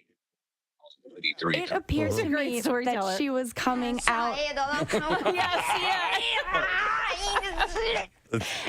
appeared that she was coming out of the woods. She, I did learn that she had parked her car up there, and she lived on this really steep hill. It was like a development of houses, and she says, "Can I get into your car and I'll help you?" And she helps me, and she can't get my car up the hill. So she gets behind the wheel. She gets behind the wheel. Because she's done this before. Or we assume because she lives next to this stinking hill. Yes. Okay. So she knows what she's doing, but my car is an old person car, so we're not going to get up the hill. So she decides to reverse down the hill, and as she's doing that, I kind of, I'm really grateful for her, and I'm thankful that she helped me. But I kind of start to realize that she reeks of alcohol. Oh boy. So, seriously? Man. Yeah. So I was like, And it's noon. all right, well, like the cardboard class is going on. Maybe she was like, there, and maybe she was not there. But she was thirsty, right? She was thirsty, and she goes, "Is this your coffee or mine?" And I said, "That's mine." And she just proceeded to drink it anyway. She just picked up a coffee and started drinking him. Okay, I didn't know that this is where the story was going. Okay. Yes. So At any point did she call you a dirty bird? no, we Dude, didn't get that's there. what I thought immediately. Misery. All right, go ahead. Seriously. Well, I need to jump. What's your name, Annie? Was this right near the lake by any chance? It Or might have been, right near like Split Rock, there's another lodge. yeah, it was right near the lodge. Okay, I was so about a minute walk from there. I know this hill. Nick, this is the hill that you and I went down. Yeah, that's where the fire truck that was. we had to Yeah. traverse. That it exploded earlier. Down. Yeah, going 90 miles an hour. It was scary going down the hill, not even going up the hill. That's okay. So I know exactly. but you where this potentially is. have you have someone who's potentially drunk sitting at the wheel of your car trying to help. But you're thankful Drinking her for it. I'm thankful Drinking your for coffee. her. Yeah. Yes, and At least she offered to help. I let her have the coffee, obviously, and but she was helping me. I didn't know what else to do, and she gets my car down the hill. You have any birth control? And then we end up in a ditch on like the side because the sides of the hill are like divoted down. Right. Yeah. So we end up on the side of the hill. Someone pushes my car out, and I'm like, okay, I'm not driving anymore. I'm gonna end up in a ditch somewhere else alone. So she invites me back to her house. Let me ask you this. Hang on real quick. Did it end up in the ditch with her behind the wheel? It did. Oh, my God. Okay. All right. Go ahead. That's when I was like, all right, she needs to get up. Here, out let me from help behind you. I'm the going to wheel. run you into a ditch. Yep. So I go back to her house with her, and So you guys had to walk there. You had to walk to her house. You had to go through the thicket again. How far? Okay. She just lived at the top of the hill, so we were able to walk. It was like, less than a minute walk. Okay. And we get into her house, and, things start getting weird. She starts telling me her boyfriend doesn't believe her, that she couldn't leave to come see him, so she makes me call him and tell him that I had been lost and I needed help, so that's why she can't go see him. Oh, and there's all these snow conditions. How old is she? About? She had to have been maybe late 40s, 50s, something, an not adult like a grown woman. teenage Grown woman. Yeah, My like, boyfriend. Do me a favor, sweetie. so I'm like, all right, I'm thankful that she got me away from the hill, but I need to get away from her now. So I just leave my car at the base of the hill, and she walks me to Split Rock, and I just got a room at the lodge. But the lodge is about a mile away from where the restaurant and everything is, so I spent 30 hours with no food, no drink, nothing, and just alone in my room watching Yeah, because Pops. at the base, the story was, and we heard this on Monday, I guess, was, hey, somebody took Christy in. And, Yeah, that was awesome. She got stuck, and they took her, and she ended up having to stay at somebody's house. We're like, well, that was really nice. It was nice of somebody, a local, a local to help out, and and it ended up being this. You see, I've known for some time why I was chosen to save you. You and I were meant to be together forever. Now our time in this world must end. And that was Christy's moment. Oh my God. Okay, I'm going to be the mom for a second, but you should have never went with her, and you should have called one of us. Well, see, the thing is, the Verizon towers went down, so I had no service. From the explosion of the fire truck, yeah. So the only time I could get service was when I got into the hotel and I could use their Wi-Fi. So I had already had a room at that point, and I was like, well, what am I going to say? I'm stuck, and you're going to say, me too. Yeah. All right. No, but instead of going to, I guess you couldn't get in touch with us, but still. What was the woman's house like? Was she into taxidermy? No, it was. I'm working old. on this owl. It was old on the inside. I didn't really want to take a look. Smell like mothballs? No. I was also thinking of Pulp Fiction where a spider caught a couple flies. So here's Just the a thing. moment of opportunity. I have someone who lives in a box in the basement. I'd love you to meet him. Name is the Gimp. When Nick and I were going down this hill, there was a car that was trying to go up the hill. That lady was out of her car. And it was a like a light colored, maybe like silver Toyota something or other. Did that lady yell at you? No, She yelled at me. Did she really? About Why? what? Yeah, well, because she didn't want me to go any further because of the fire. I'm not exaggerating. Because of the fire truck that was on its side down that hill, and she was warning me, but she was doing it in a shocking, sort of half-hinged kind of a manner. And I was like, all right, I You got think it was the same woman? I'm wondering. Okay. Was she wearing a red sweatshirt? I don't remember what she was wearing, but I'm not talking about that. Was she wearing a red sweatshirt that said Archie Bunker for president? That was on Nick. That was on Lake Drive or whatever. The hill I'm talking about that you were stuck on, I believe, was Estate. Yeah, that's what it was called, Estates Drive or whatever. Wow. So how long? So when you got into the house, how long were you in the house? Maybe like an hour. An hour? Oh, you were there that long? Because I didn't know what Want to to watch do. my stories with me? What were you? Yeah. What were you guys talking about after you got off the phone with her boyfriend? She kept asking me like really odd questions. You'll never know the fear of losing someone like you if you're someone like me. She really wanted to make me a meal. She wanted to take pictures with me. Are you a good girl? Are you a good girl? She just wanted to like document the moment that like she had saved someone. This is sounding very similar to the Hawaii trip, Preston. Somebody was texting in and asked if there were swords on the wall. Yeah, it could have gone that way if she didn't leave. I don't want to be forward, but I can see your dirty pillows. Did you take? You don't want boys touching your dirty pillows. Did you take your jacket off and hat and gloves and stuff? Yeah, because I was so like well, you're lovely. soaked from being outside, so I wanted to get on. Do you wonder how I got the smile? I know you couldn't see it with my ski mask on. I have this permanent smile that I gave myself, you see. And so you were there. Could you call my boyfriend? So you're there about an hour and a half. Yeah. Holy Jesus Christ. You must have thought at some point, I'm going to die. I'm going to get murdered by this person. Me and Nick just drove right past you. You didn't know that probably at the same. Yes. They were. What time did you guys leave? After her. Yeah. How long after her?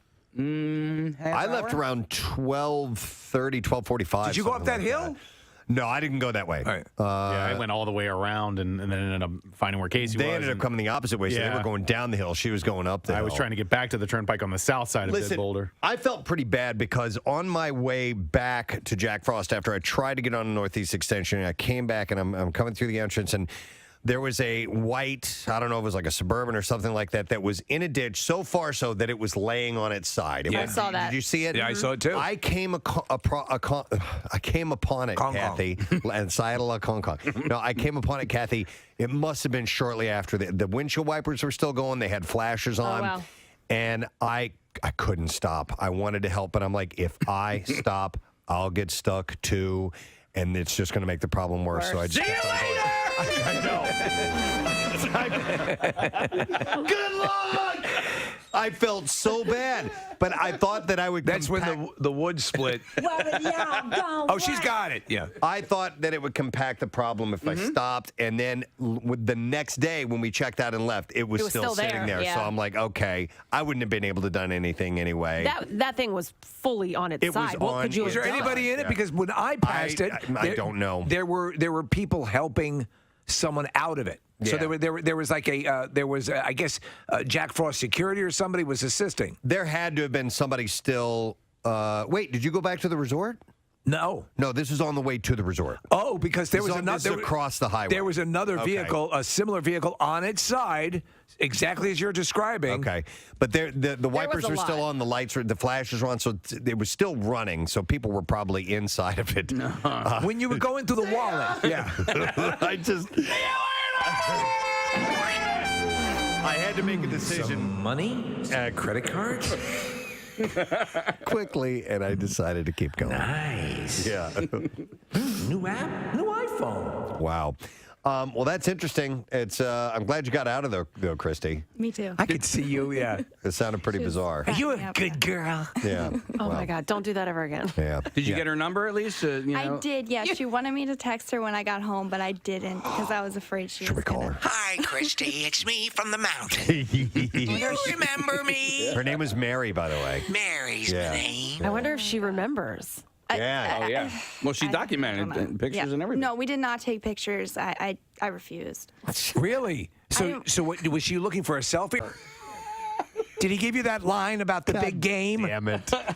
He made a mess in your mouth, didn't Oh, he? start the countdown clock for when that is isolated and repeated many, many already times. working on it. I know she is. It's like goo. Goo. Goo. Did he leave goo in your mouth? Oh, gross. Go No, back to the like- strawberries. I want to talk about the strawberries. Yeah, because now he messed it all up with salsa and guacamole. Yeah, I'm skip that. Let's thinking go back to- Sweet and savory. The deep fried brownie is glorious. But she's just saying chocolate covered things. In general, And trying to do it yourself. it's hard because you have to know what's going to be the right consistency. Kathy, you end up on Pinterest with nailed it. Yeah, exactly. You know, what is this guy say? I just hit the button. Oh, Jesus. You just made a mess in my mouth. I'm going to need that over here. I know you are. I know, yeah. That'll go next. It was the day I would never forget. That'll go next with the ball sacks are yummy. Right? Ball sacks are yummy. You just made a mess in my mouth. Ball sacks are yummy.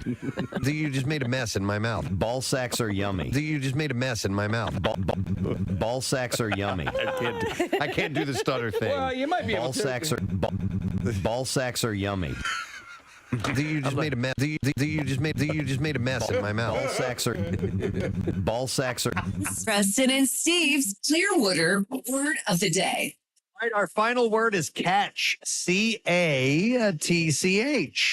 You got to enter that at WMMR.com right now. It's your chance to win a spring training trip for two from PhillySportsTrips.com. And that includes airfare, 3 nights at the Hilton Clearwater Beach Resort, tailgate parties, a post-show happy hour with us at Coco's following our live broadcast on Friday, March 15th. So it ends today. That's the last one. You have to be at least 21 years of age to enter. Contest rules available at WMMR.com. And don't forget that if you'd like to join us, and if you don't win and you'd like to join us, there are a few limited spots available.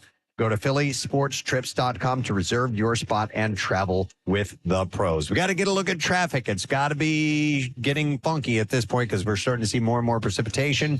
Let's take a look, Kathy. What's going on this morning? Yeah, but you know what, Preston? I think a lot of people are staying home. I think most people are staying home. There are a few accidents out there. 295 northbound at 73 off to the left shoulder, southbound at 168 off to the right lane. 495 southbound at Philadelphia Pike in Delaware. An accident just cleared from there. And then in Upper Marion River Road at 320 Sweedland Road, there is an accident to watch out for. So there's speed limits now in place on the Pennsylvania Turnpike and Northeast Extension, 55 miles per hour. Same for 495 through Delaware. And then that commercial vehicle travel restriction in place on the major highways. This traffic report brought to you by Wawa. Wawa has pizza starting at 4 p.m. Get $5 off when you order in the Wawa app. Gotta have a Wawa. And that's your traffic on 93.3 WMMR. Let us usher in Friday.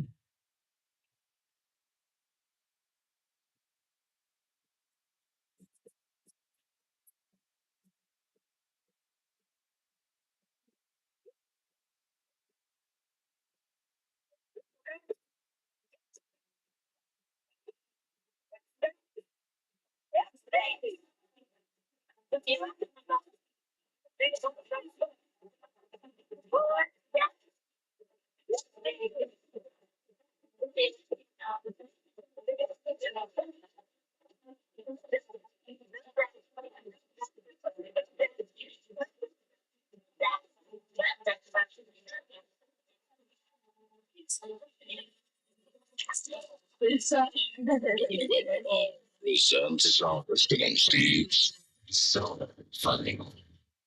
All right, few stories to share this morning. We will start with this. New details have come to light regarding the October termination of a North Carolina police chief who reportedly asked a captain's wife for naked pictures on Snapchat. Hey, Cap, can I get some nudies from your wife? Among other wrongdoings. Isn't the classic, hey, you got any naked pictures of your wife? You want to see some? The request came twice, though the woman did not respond with any photographs. Spots.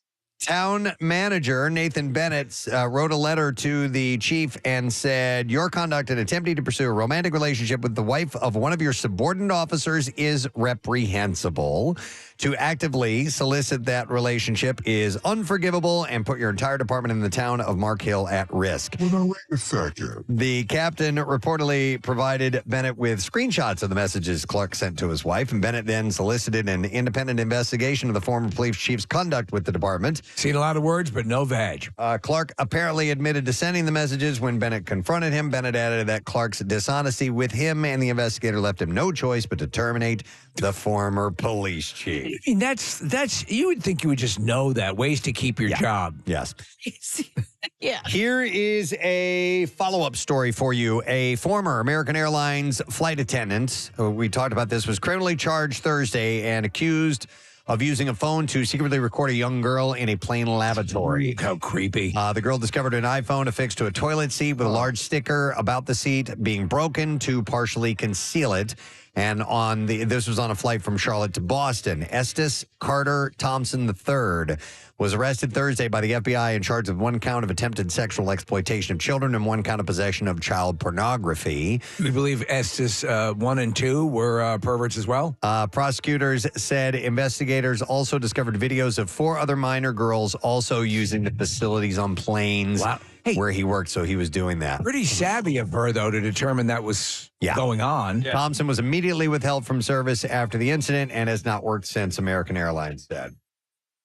An Ann Arbor salt truck spilled its load on Tuesday morning, and it ended up leaving a car stuck in the pile of road salt behind it. No. It essentially dumped on the car. Oh, my God. So the salt truck was heading north when its tailgate broke and suddenly opened, and we're talking tons and tons of salt came rushing out. The full load hit the road, and a 21-year-old driver hit the salt pile and got stuck in it.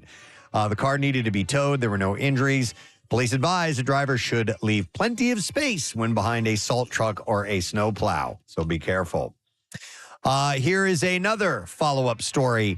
The Peregrine lunar lander was supposed to bring human remains to the moon. Remember we talked about this? Yes, many remains. But those memorials have now been burned up into the Earth's atmosphere instead.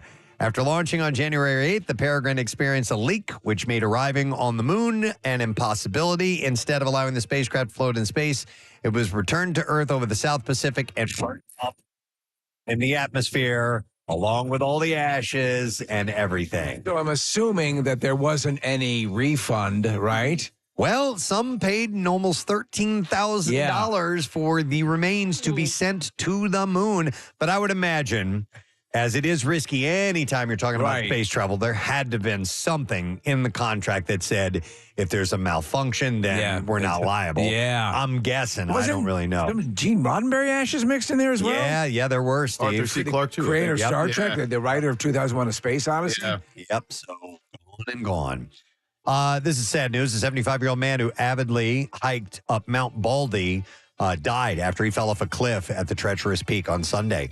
Rescue teams recovered Raymond Kopecki's body in a canyon below Sugarloaf Peak. A website in his name appeared to document his love for mountains, standing on the throne of Sugarloaf Peak years ago and even rock climbing nearby.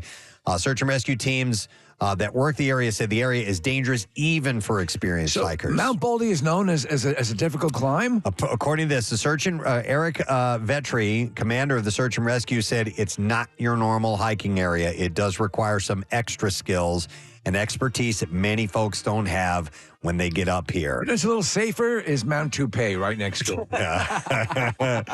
Vetri and his team recovered Kopecki's body. However, his team needed to camp overnight after the steep terrain became too dangerous to hike out of. And of course, this is the same area where the actor and mountaineer Julian Sands and several others died while hiking on that mountain in 2022 alone. It's a pretty precarious spot to be hiking. All right, and then we'll do one more story and then we'll wrap it up. Let's end with this one. There's a reason that animal sanctuaries make a point to tell visitors not to approach the wildlife. A tourist in Bali learned that lesson the hard way recently, as a viral video shows. The unidentified woman was visiting the sacred monkey forest in Indonesia when she got up and close with one of the wild primates that populate the sanctuary. What's your name? The monkey grabbed her passport and then started ripping it to shreds as she and other onlookers are resigned to look on in disbelief. The sacred monkey forest is renowned for the macaque monkeys that populate its jungle habit. Sanctuary has long made a point of telling tourists to give the monkeys space. Many of the macaques, which are considered among the smartest non-human primates on Earth, have learned over the years that if they allow the human cousins to get close, they're given an opportunity to steal their personal items. And the monkeys then usually give the items back in exchange for food. So that's pretty goddamn smart. Yes. Have you ever seen the footage? It's there, I believe, of them. They put out a box of some sort of fruit or dates or something. Just rip it to and shreds. the macaques just come in like crazy. Yep. It's like an orgy of food. In this case, no food bribe was forthcoming, and the passport was destroyed as a result. And there's no word on how the tourist managed to get home after that. And that is the last story in the Bizarre File for you this morning. All right, we are going to take a break, but not before I remind you, our clear Wooder word of the day is catch. And that's our last one. Enter it at WMMR.com. You might win a trip with our friends, PhillySportsTrips.com. To go to Clearwater with us for spring training. We will announce the winner on Monday morning around this time, 8 a.m.-ish. Yes. So if you've entered, make sure that you are with us then. We're going to take a break. We'll come back in a moment. We're going to talk to Tony Roberts, who's going to be at Helium Comedy Club tonight and through the weekend. And we're going to try making cookies in a waffle iron. Yeah. Live here in the studio to see if it works. We'll be right back. Stay with us. Ball sack. You just made a mess in my mouth. Ball sacks are yummy. You just made a mess in my mouth. Ball. It's like Max sacks are Headroom. yummy. Do it slowly. It's even sexier. Okay, here we go. All right. Oh wait. You just made a mess in my mouth. Ball sacks are yummy. You just made a mess in my mouth. Okay. Sounds a little Mandy-ish. It does, doesn't it? Oh, dear Lord. What were we talking about? Chocolate. Mess in my mouth. No, it's Hi, my name is Mandy, and you just made a mess in my mouth. Hey, director Jennifer Lee hinted that Elsa may get a girlfriend in Frozen 2. What? Yeah, she said... That's why it's called Frozen 2 Cold Cooter. She said, where we're going with it, we have tons of conversations about it, and we're really conscientious about these things. Listen, I can help warm that thing up. She said You let Cold Cooter go. She said the sequel is expected in 2019. I consider that a personal achievement that Kathy likes Cold Cooter. The shocking part is that you didn't. I was still laughing, and Preston just kept going. I'm like, nobody really said anything for about Kathy that. Romano to enjoy Cold Cooter, I think I'm just going to sit out the rest of the show. It's inventive. Kristen Bell and Idina Menzel have signed on to reprise the roles of Anna and Elsa in Frozen 2. So. They always say this stuff, but they never follow it. This is the Spider-Man where he's going to be gay. Yeah. But they never do it. There's a show, I forget the name of it, but Jace is watching it, and one of the kids in the show has dads. And two dads, and It's a Disney show, isn't it? I can't remember. It's Disney, a cartoon. yeah. I can't remember. Oh yeah, Crazy Family or like Loud Family or something like that. And we watched a show called My Two Dads. Yeah. But I was just surprised. He just watches it like he didn't. It was just normal. Like this one kid has two dads. This other kid has a mom and a dad, and it was just. Mommy, did you hear Elsa's a lesbian? Yeah, that'll be next. Just totally the other way. It has no sense of it. It's totally fine. Elsa's lesbian? Yeah. It'd be interesting. It's on Nickelodeon. The Loud House? Yes, that's there you That's go. it. No kidding.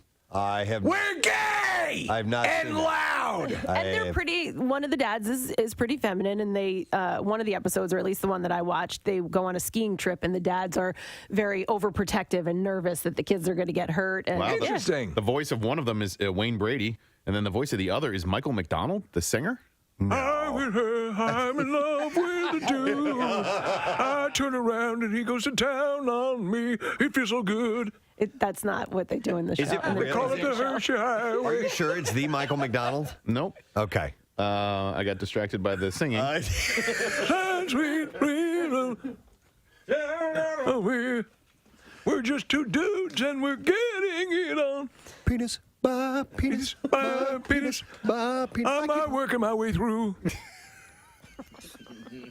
Nick Obviously, we're approaching it with sensitivity. Of course we are. And compassion.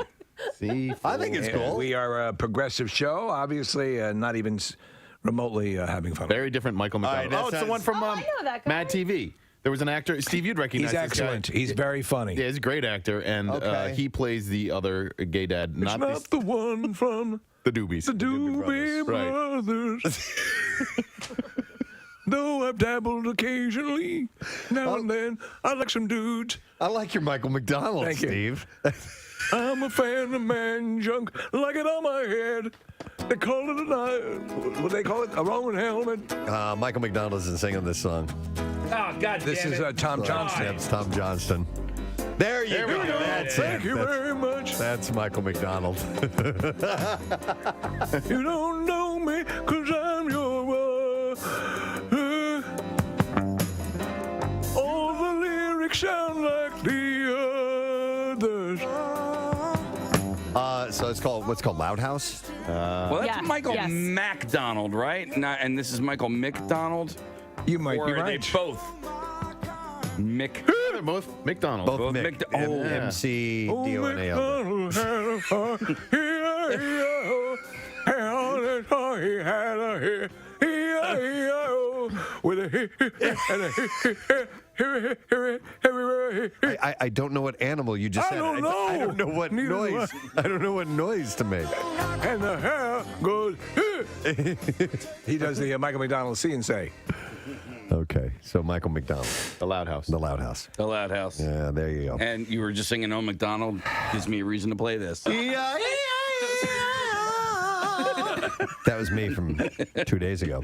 Okay, what else do we have here? Okay. All right. Jeff Franklin, the creator. You don't get news like this anywhere else. And showrunner for Fuller House and the creator of the original Full House has been fired from Warner Brothers. Why? What happened? And What happened to the talented man? He created Full House. I don't know why you're still here. don't even question. I heard it was breakfast. There was another time, and I got really pissed off at this one too. A buddy and I went into a bar that had pool tables, and we just wanted to shoot some pool. We weren't there exclusively to do it. It was, hey, Right. pool tables. Let's do it. Let's shoot a game of pool. So we go over to play pool. Nobody's playing at the table. And we go to play, and there's a couple sitting at the bar. They're like, no, table's ours. I'm like, there's nobody playing here. Yeah. Like, yeah, our quarters are on the table. I'm like, yeah, but you're not playing pool. No. Quarters indicate next. Yeah, exactly. Yeah. Exactly. So my buddy and I'm like, yeah, we want to play against each other. No, you got to play us. No.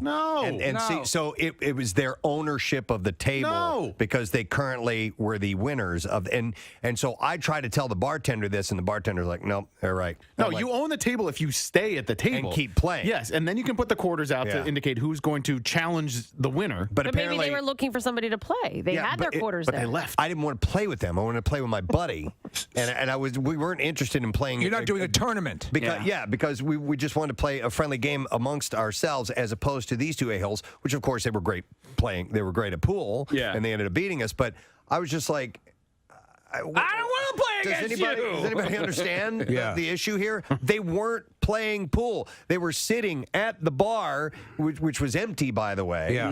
And I'm just like, what is this?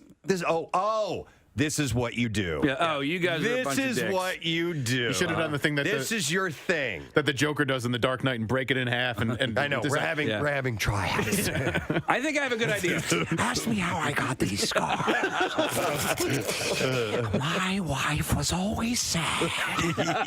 I just wanted her to smile. There are times when I wish I didn't care about getting arrested. You know what I mean? Just snap the cue and So go. the question you have to ask yourself is it worth letting me and my friend play pool? You're right. What about this? Or do you want this cue rammed through your optic nerve? Steve, that is going to be my go-to from now on. When I have that confrontation moment, I'm going to think about that and maybe pull a joke. Sure, why not? You know? Is it the scars? Scars. Are they bothering you? Just wanted her to smile. I love it.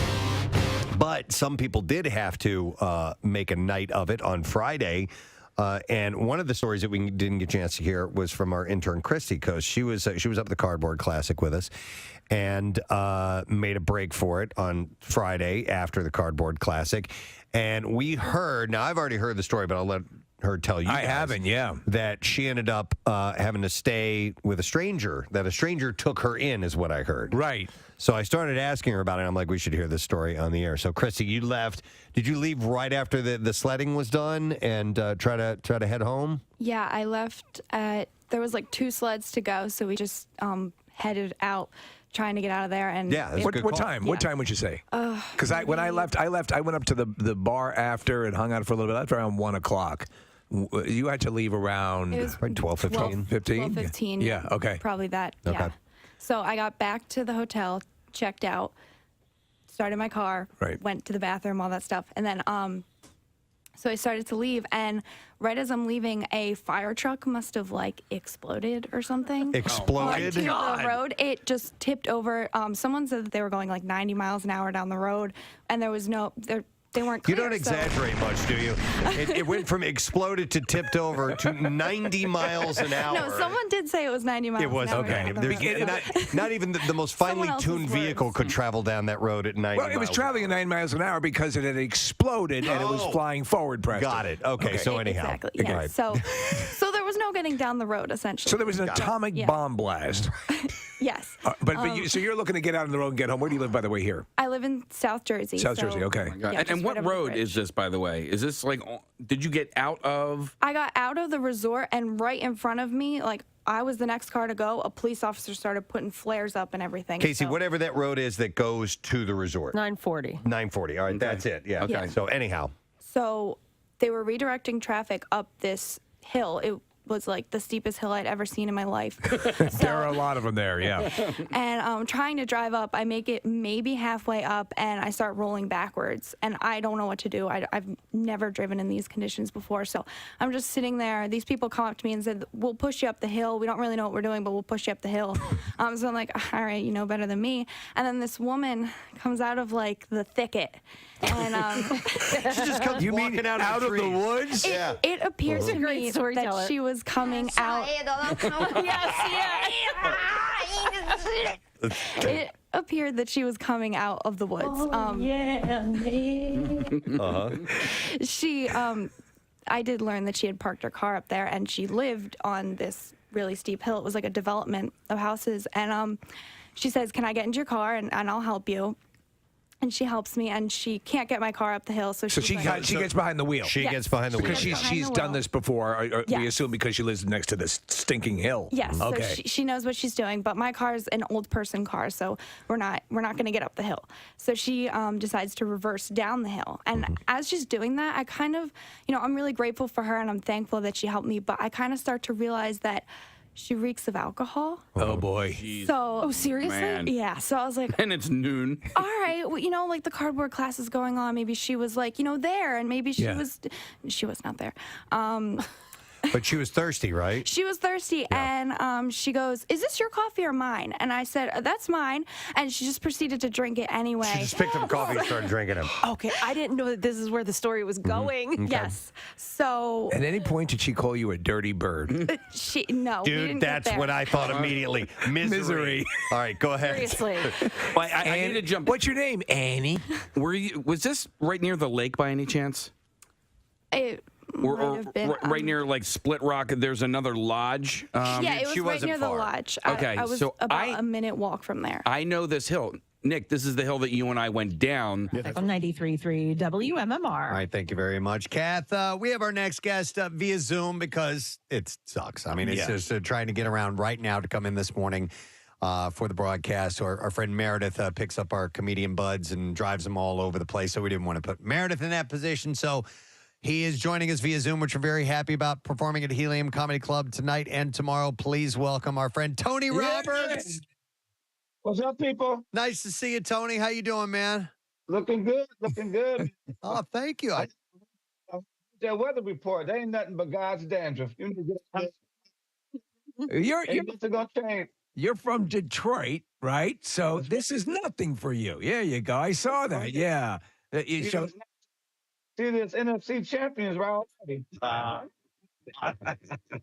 Yes, yeah, it is what it is. This is nothing to me, man. I'm from Detroit, man. This snows nothing. I used to go to school in this. Yeah, but yeah. Mama, it's the wind is blowing too hard. It's snowing. She said, "Well, walk backwards." Exactly. I would walk a mile. It sounds like those old stories like grandparents tell you, but a couple miles in the snow is part of the deal. I had that old style dumb snorkel jacket that Eskimos wear. Yeah, when you zip off. Exactly. Yes. Yeah. Perfect to get sideswiped by a car. Tell you, if you're looking at this right now, you better get down to the helium. I don't care if you have to push all the way down there. Get down there. Don't let the snow stop you. I agree. You fix your troubles. I agree. Hey, Tony, I wanted to ask if your Lions can do what you want them to do, how much of the city of Detroit will survive at the end of that? I mean, come on. I mean, because it's like I think there's only a few organizations that have never even made it to the Super Bowl, and Detroit's one of them. It's I think Detroit, Cleveland, Houston. Listen, I'm pulling for you. I'm a big Lions fan. I love Jared Goff. My son is an Amon-Ra St. Brown fan.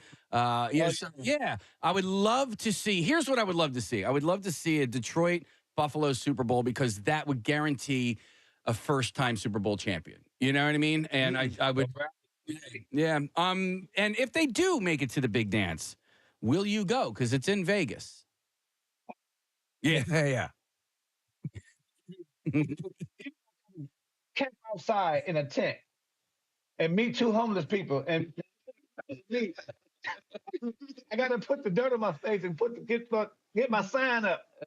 I'm going. Now you've been around for a while. You know a lot of famous people, being in the world of comedy for as long as you have. And do you have connections that could get you into that game if you needed to pull some strings? Definitely. No, who know other parts. Melon, team on it. You're going in the Hooker way, which is a smart way, because they can all blackmail each other. Yeah. Yeah. And they know people the GM. Oh. That's how you get it done. That's how you've got it all worked out, man. Tony, that's just a to get in. You know what's funny is actually, Tony, is Kevin Hart, with great footage here, obviously from Philadelphia, when the Eagles won. Oh. There's some great footage of him drunk down there. You know what I'm talking about. On the platform for the trophy ceremony.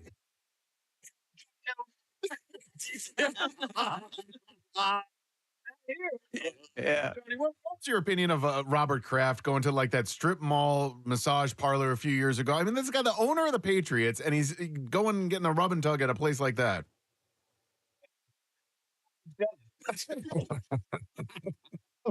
He got the money. He should have took the whole team. That should have been a requirement. Right after practice, we going to get some dope massages. Y'all gonna stand up.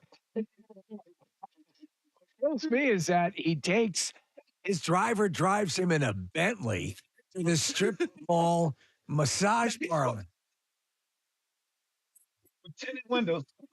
I don't know about no VIP. So we understand you.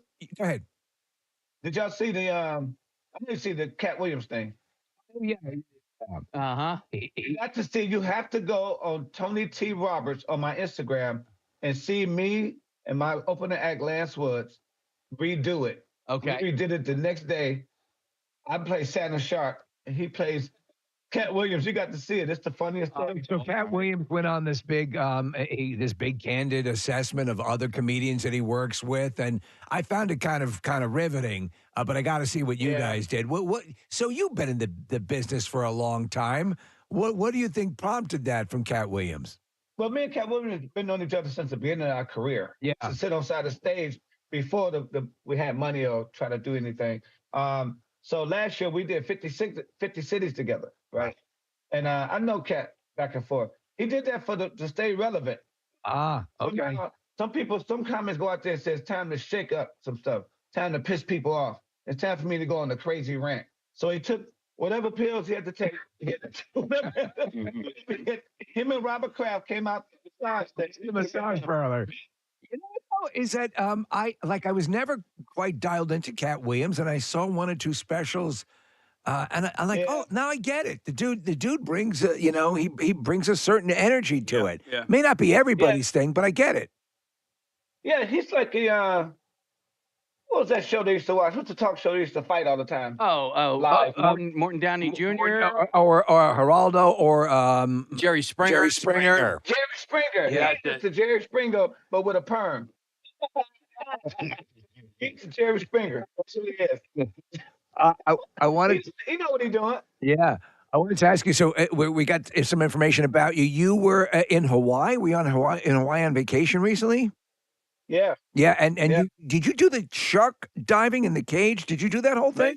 Tell you, I swear to God, that is, I recommend that for everybody who just have that last wish. Do that. It's amazing. They put you out there. First, you get in the cage, and it's about this wide. There's no like a fence. I mean, they can really put their face in there if they want to. Yeah. And they take you out in the ocean, and they push you about 50 feet away from the boat, and the sharks.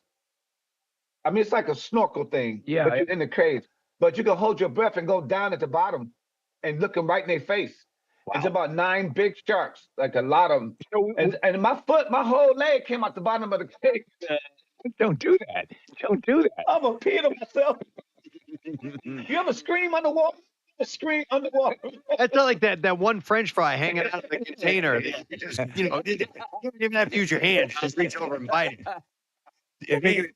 Making it too easy for them. Is that one of was that something that you like a fear you had to face, or did it take a lot of a prayer? Geez, and we take a trip annually. So last year we went to Alaska, went on a glacier, and then we jumped in the water.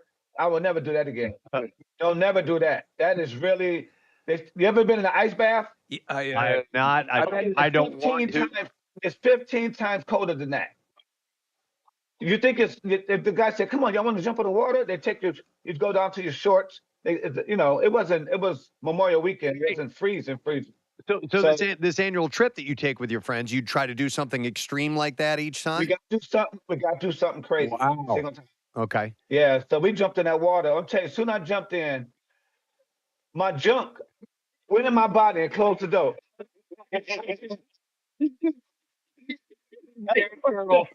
So how many have you done of these, Tony? Has this been a long, ongoing thing, or just a couple? Oh, yeah.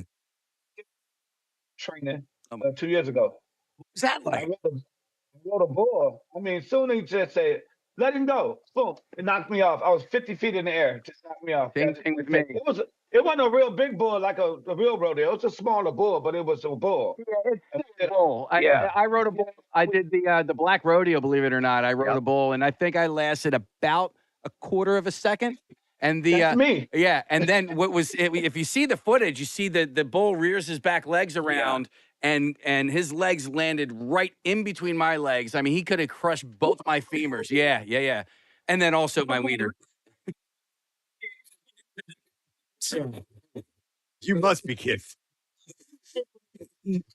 So what's on your list, your plan list? What's up after now? You've done sharks and the glacial ice bath and the rodeo. What are you looking to do next?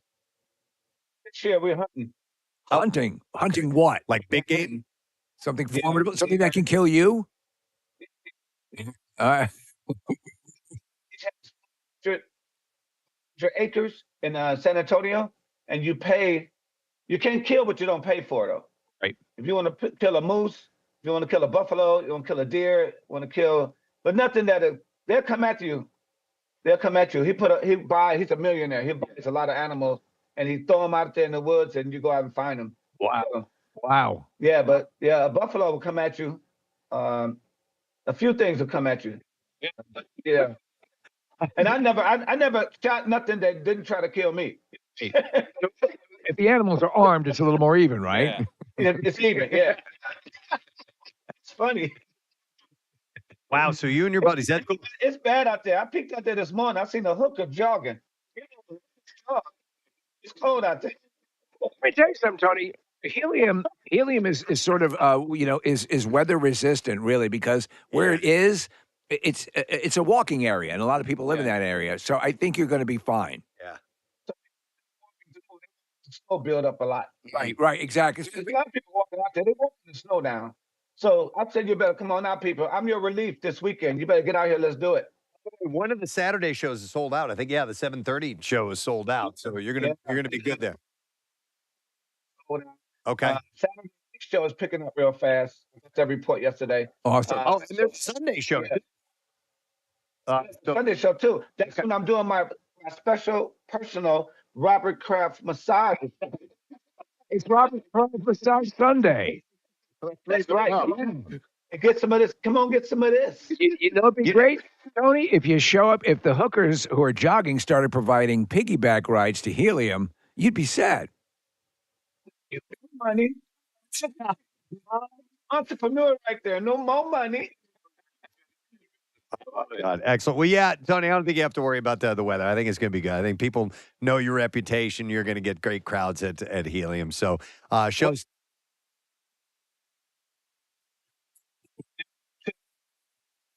$16 packs of cigarettes. It's to watch them, man. It's to watch them. Service breakdown. You never know which line gonna show up. Good luck, man. So Tony's got shows tonight, 7:30 and 10 tomorrow night, same times, and then Sunday at 7 p.m. Man, we appreciate you checking in, man. Have a great time in Philly, and we're pulling for you. All right, take care. Tony Rogers. See him, heliumcomedy.com. Get this. He is funny. He's a super nice guy, man. I like that guy. All right, well, we're gonna try this because we have another guest who's supposed to. Are we still? Is he still? He's here. What? Here. Bratton is in our Xfinity Lounge or in our Acme Lounge. Yes.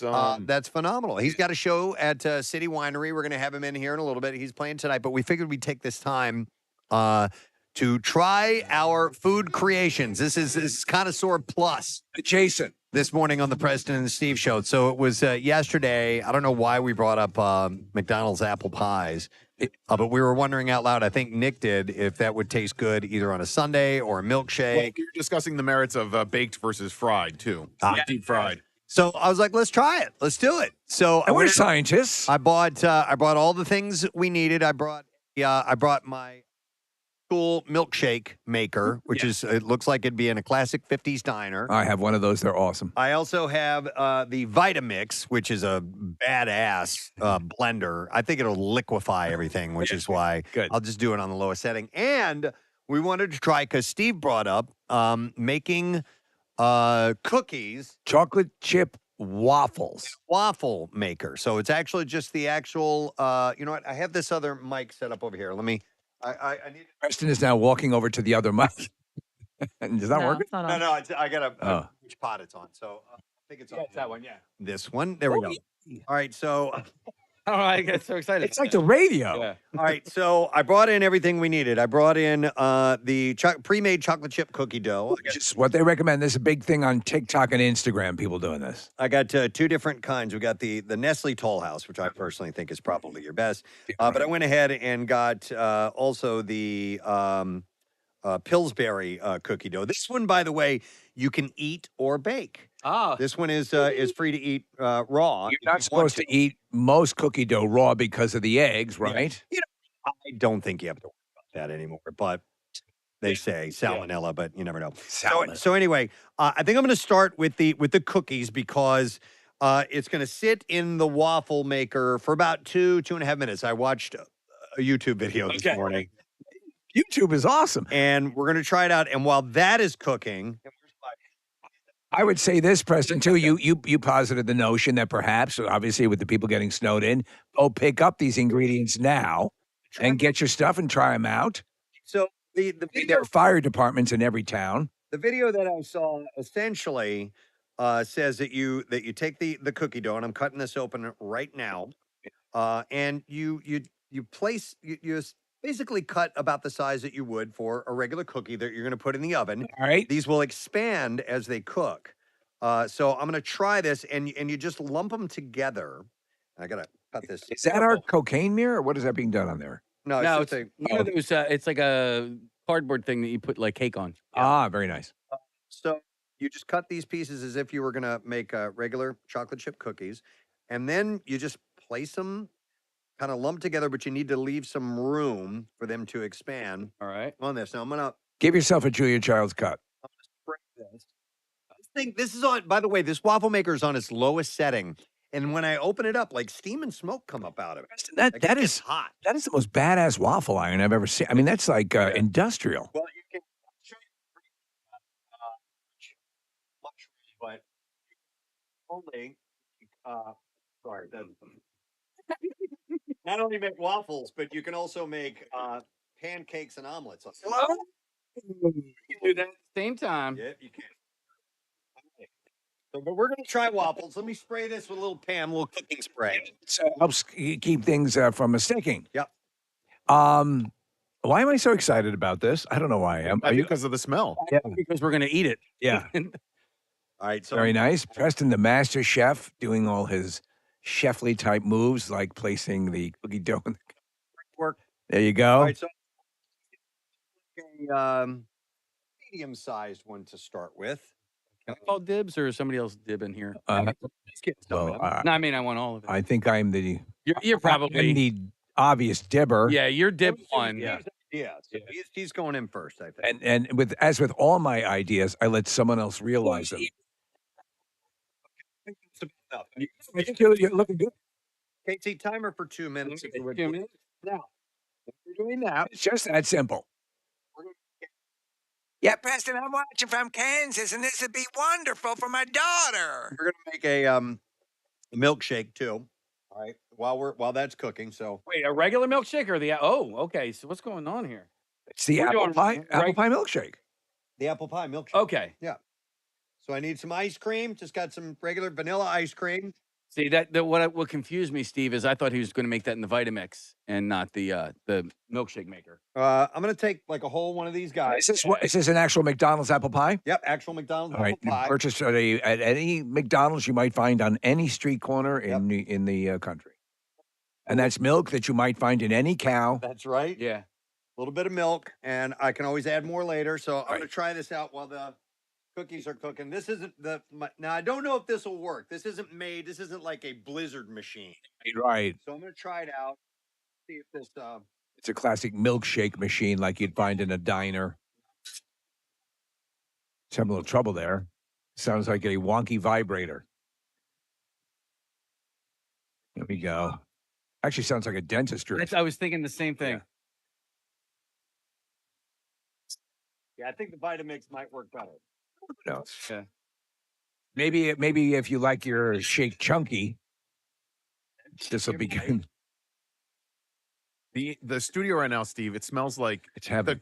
The best corner of the mall. Yeah. Like you walking past the Things remembered. Yeah, no, the cookie store. Oh, yeah, that's right. Oh, Annie Ann's? No, that's pretzels. Mrs. Fields. Mrs. Fields. I knew it was a lady. Yeah. And by the way, Mrs. Fields, the actual Mrs. Fields, is kind of a looker. Is she? Yes, she is.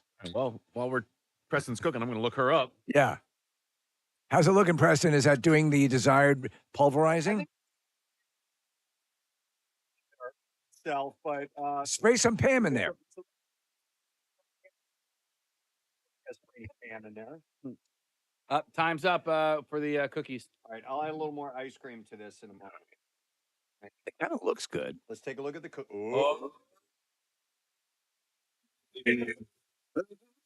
This looks. How's it looking, Preston? Looks fantastic. You know, I've not had an actual sweetened waffle or pancake. 30 per second. 30 seconds. Yeah. I would say in a decade. And I love them. In my milkshake here. I'm not an expert milkshake maker. I wish I was better. Don't undersell yourself. Yeah. We constantly have agents coming by the building trying to hire you for your milkshake abilities. Talent scouts. Yeah. I have to do another one in the Vitamix in the. Right. Vitamix, by the way, a lot of people don't know, and I was talking to you about this earlier, Preston. You can make hot soup in a Vitamix. It rotates so fast Right. that the friction. Oh, actually timer. heat it up. All right, time's up. Timer up. Let's see if So good. so it was kind of falling apart, and that's why I wanted to go a little bit more time. Yeah, see, it's I can't. Or done. It's not. It's falling apart. I can't move it all in one piece. All right, let's let it go. 30 more seconds. 30 seconds. All right. A minute. Steve, her name is Debbie Fields. Debbie Fields? Yes. Did you know she was once a ball girl for the Oakland A's? I did not know that. Yeah. So that would, I guess, account for the looks. She's a damn fine looking woman. Make a hell of a cookie. Oh, look at that shake. Oh, that's right. I'll have that. Oh, yeah. Get a cup for Steve. Yeah. It's really good. Yeah, I know. It's really good. All right. Play the Pacino case. Yeah, I got you. Give some to Steve, please. Yeah. Thank you. Yeah. Oh wow! I'm a fan of the chunks. Preston. Cookies. Timer's up. I've got it. All right, I'm coming around this side, Brad. Oh man, that is good. Oh, you drop some on your seat. I got it. Here. Yes. Thank you, Preston. That's where your taint is usually placed. Ah. Wow, that is an excellent flavor. Kathy, you going to try some? I'll try a little sip, but because you know how I feel about apple pie. Actually, This might will be turn good. it around. Kath, we've been doing this since the kids are really little. I'm not a huge apple pie fan either, but it pulverizes everything. It's really It's good. a little more chunky than Kathy's gonna like. Well, that's what I mean. The fruit chunks, I think might make me gag. You're the worst parts of your prom night. What about the pie chunks themselves, like the crust chunks, Kathy? You all right with that? Oh, I'm all right with the crust. Because you can taste that in here too. Yeah, see I mean, yeah, it tastes like apple pie, but those chunks in there, I can't even look at them. Really? Yeah. Well, Steve, you know that's what I don't like. I don't like that cooked fruit. that, Like Steve, that's what it please. is. I don't want to live in a world without like blueberry and apple pie. Hang on a second. I'm just kind of spitballing here, but we have chocolate chip cookies. Make a All right. milkshake. Preston? Yeah. Hey. All right, wait a second. Can you make a printer toner? All right, I'm trying for the first time. Everybody, were we streaming this, Marissa? We should do this on the air sometime. Yeah. Very hot, but awesome. It's tough. I will admit it's tough to get this out of here. Ice cream on it. It'll cool it down. That's for you. exactly what you need. Yeah. Yeah. You're definitely. Here, Case, you want some ice cream on that? You goddamn straight. You watch your goddamn mouth. He was actually thinking it. He just wanted someone else to say it. Wow. I'll do the same thing. We're eating healthy today. It's a snow day, Nick. Everybody's at home. Many hospitals are adopting this over chemotherapy. Thank you. Right, so I'm going to try the chocolate chip cookie. Okay. That's hot. So we need to let the cookies cool down, guys. Why didn't we need to let the shake cool down? Oh my gosh. Yeah. What do you think? I love it. I think it's great. Yeah. Is it? I think it's excellent. Are the cookies Preston. burnt? It smells a little burnt. They're not. The cookie's a little burnt. That's okay. He needed to do it. And trust me, it tastes delicious. I would say this. If we were ever going to do a pop-up and charge money, now's the time to do it. So let everyone else know in the building They can come by for that cookies. Uncle Preston's chocolate chip waffles and apple milkshake, apple pie milkshake is open for business. Try the side on the non-waffle side. Ooh. On the pancake side. Man, you're redefining the culinary world as we know it. As far as removing this goes, You know what? I had a hard time getting it out of the waffle thingy. What you're doing today, people will still talk about Oppenheimer before you. I know. I'm trying though. Steve, I think that this is good enough to we should offer some to Creed when he comes in studio. Absolutely. Yeah. I also He's probably going to leave right now, knowing that he. Are you going to make another apple pie milkshake in the Vitamix press? All right, cool. Me too. Yeah, I want that one. You can have my chunky fruit milkshake case. Did you try any of it? Or? Just the fruit floating around in there is making me. I think it's a unique flavor, and I think they pair well together. I think the natural taste of the apple brings out the ungodly taste of the milkshake. Yeah, Or the ungodly taste. No. I'm saying I'm just trying to compare them, and there was really no comparison. This on the pancake side for a moment. All right, I love it. By the way, I want to get that waffle maker. That is a really cool thing. Preston, what are you eating now? What are you sampling? Cookie. I haven't tried that yet. Oh, Nick has been deprived of that experience. It fell apart. I apologize. So you're gonna try the other version. All right. Try the pancake cookie. I need to clean off the waffle maker. I understand. And I can't do that here. Oh my God. But I'm gonna make another. I'm gonna make another. Milk. It's good at cleaning. This time I'll do it with the Vitamix. Yeah. Oh yeah. Yeah, we'll get a bunch in here. This. I've made soup in. We have one of those nuclear blenders. It's pretty wild to see. It comes out steaming hot. Yeah. Yep. Mm-hmm. You got to let it run for a long time. Cookie milkshake. I'd try that. Okay. Ooh. Yeah. We were gonna do that too, right? Yeah. Okay. We're working on our menu here.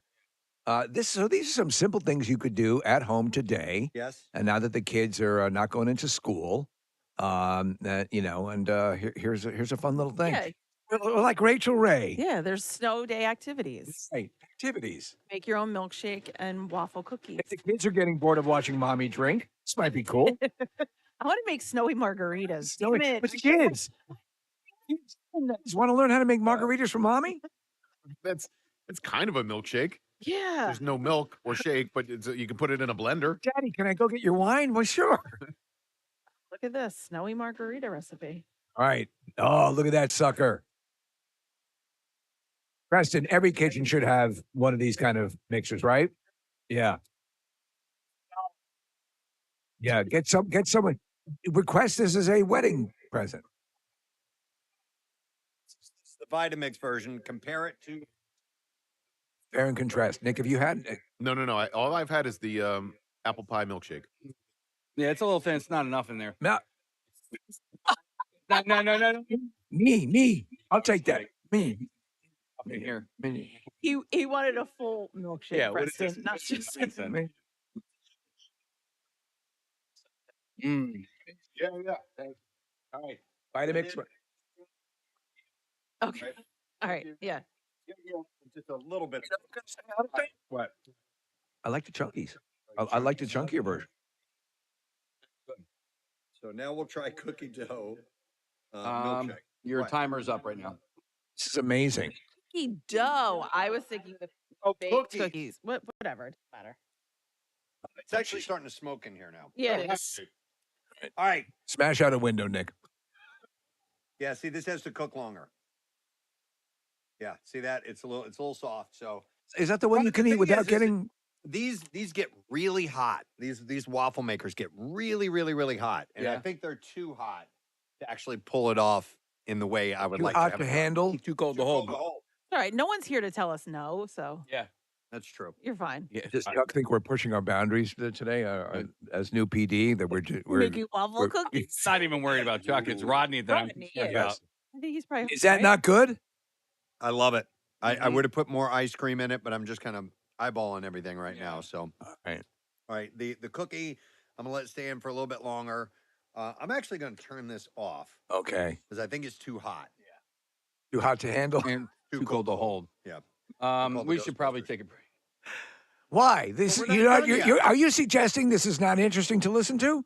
No, I'm suggesting that it's 8:56 and we have a guest You're at right. Acme Lounge. And obviously one of our favorites. Yes. But we need to get him in here to try some of your inventions. All right. We'll take a break. Sorry, I'm eating the leftover cookie parts, but it's good.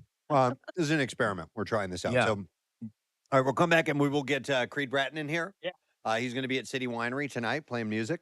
Yes, you may have been unaware, but there is a vast musical history Most that definitely. he has, and he's an accomplished musician. Mm-hmm. And he's a cookie aficionado, too, from what I He understand. begged us to do this. Didn't he? All right, we'll take a break and we'll come back in just a moment. So please stay with us, Fred.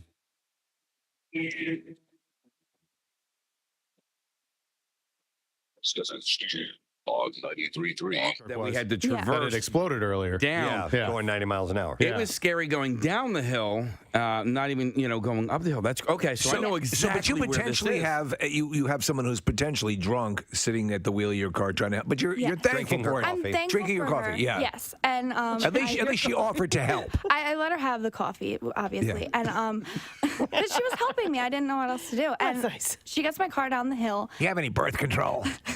And then we end up in a ditch on like the side because the sides of the hill are like divoted down. Right. Yeah. So we end up on the side of the hill. Someone pushes my car out, and I'm like, okay, I'm not driving anymore. I'm gonna end up in a ditch somewhere else alone. So she invites me back to her house. Let me ask you this. Hang on real quick. Did it end up in the ditch with her behind the wheel? It did. Oh, my God. Okay. All right. Go ahead. That's when I was like, all right, she needs to get up. Here, out let me from help you. behind I'm the going to wheel. run you into a ditch. Yep. So I go back to her house with her, and So you guys had to walk there. You had to walk to her house. You had to go through the thicket again. How far? Okay. She just lived at the top of the hill, so we were Okay. able to walk. It was like less than a minute walk. Okay. And we get into her house, and things start getting weird. She starts telling me her boyfriend doesn't believe her, that she couldn't leave to come see him, so she makes me call him and tell him that I had been lost and I needed help, so that's why she can't go see him. Oh, and there's all these snow conditions. How old is she? About? She had to have been maybe late 40s, 50s, something. Yeah, an she's not adult like a grown woman. teenage Yeah. grown woman. Yeah, My like, boyfriend. Do me a favor, sweetie. so I'm like, all right, I'm thankful that she got me away from the hill, but I need to get away from her now. So I just leave my car at the base of the hill, and she walks me to Split Rock, and I just got a room at the lodge. But the lodge is about a mile away from where the restaurant and everything is. So I spent 30 hours with no food, no drink, nothing, and just alone in my room watching Yeah, because cops. at the base, the story was, and we heard this on Monday, I guess, was, hey, somebody took Christy in. And Yeah, that was awesome. She got stuck, and they took her, and she ended up having to stay at somebody's house. We're like, well, that was really nice. It was nice of somebody, a local, a local to help out, and and it ended up being this. You see, I've known for some time why I was chosen to save you. You and I were meant to be together forever. Now our time in this world must end. And that was Christy's moment. Oh my God. Okay, I'm going to be the mom for a second, but you should have never went with her, and you should have called one of us. Well, see, the thing is, the Verizon towers went down, so I had no service. From the explosion From the explosion of the fire truck. Fire truck, yeah. So the only time I could get service was when I got into the hotel and I could use their Wi-Fi. So I had already had a room at that point, and I was like, well, what am I going to say? I'm stuck, and you're going to say, me too. Yeah. All right. No, well, but instead of going to, I guess you couldn't get in touch with us, but still. what was the woman's house like? Was she into taxidermy? No, it was. I'm working on this owl. It was old on the inside. I didn't really want to take a look. Smell like mothballs? No. I was also thinking of Pulp Fiction where a spider caught a couple flies. So here's Just the a thing. moment of opportunity. I have someone who lives in a box in the basement. I'd love you to meet him. Name is the Gimp. When Nick and I were going down this hill, there was a car that was trying to go up the hill. That lady was out of her car. And it was a like a light colored, maybe like silver Toyota something or other. Did that lady yell at you?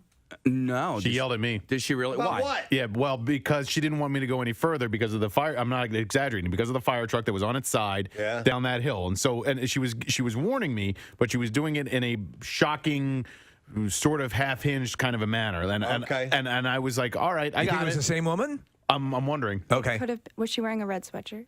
I don't remember what she was wearing, but I'm not talking about that. Was she wearing a red sweatshirt that said Archie Bunker for president? That was on Nick. That was on Lake Drive or whatever. The hill I'm talking about that you were stuck on, I believe, was Estate. Yeah, that's what it was called, Estates Drive or whatever. Wow. So how long? So when you got into the house, how long were you in the house? Maybe like an hour. An hour? You were there that long? Because I didn't know what Want to to watch do. my stories with me? What were you? Yeah. What were you guys talking about after you got off the phone with her boyfriend? She kept asking me like really odd questions. You'll never know the fear of losing someone like you if you're someone like me. She really wanted to make me a meal. She wanted to take pictures with me. Are you a good girl? Are you a good girl? She just wanted to like document the moment that like she had saved someone. This is sounding very similar to the Hawaii trip, Preston. Somebody was texting in and asked if there were swords on the wall. Yeah, it could have gone that way if she didn't leave. I don't want to be forward, but I can see your dirty pillows. Did you take? You don't want boys touching your dirty pillows. Did you take your jacket off and hat and gloves and stuff? Yeah, because I was so like well, you're lovely. soaked from being outside, so I wanted to get on. Do you wonder how I got the smile? I know you couldn't see it with my ski mask on. I have this permanent smile that I gave myself, you see. And so you were there. Could you call my boyfriend? So you're there about an hour and a half. Yeah. Holy Jesus Christ. You must have thought at some point, I'm going to die. I'm going to get murdered by this person. Me and Nick just drove right past you. You didn't know that probably at the same. Yes. They were. What time did you guys leave? After her. Yeah. How long after her? I left around 12:30, 12:45. Did you go up that hill? No, I didn't go that way. Yeah, I went all the way around and then ended up finding where Casey was. They ended up coming the opposite way, so they were going down the hill. She was going up the hill. I was trying to get back to the turnpike on the south side of Big Boulder. I felt pretty bad because on my way back to Jack Frost after I tried to get on the Northeast Extension, I came back and I'm coming through the entrance and there was a white, I don't know if it was like a Suburban or something like that, that was in a ditch so far so that it was laying on its side. I saw that. Did you see it? Yeah, I saw it too. I came upon it, Kathy, and Seattle, Hong Kong. No, I came upon it, Kathy. It must have been shortly after the windshield wipers were still going. They had flashers on. Wow.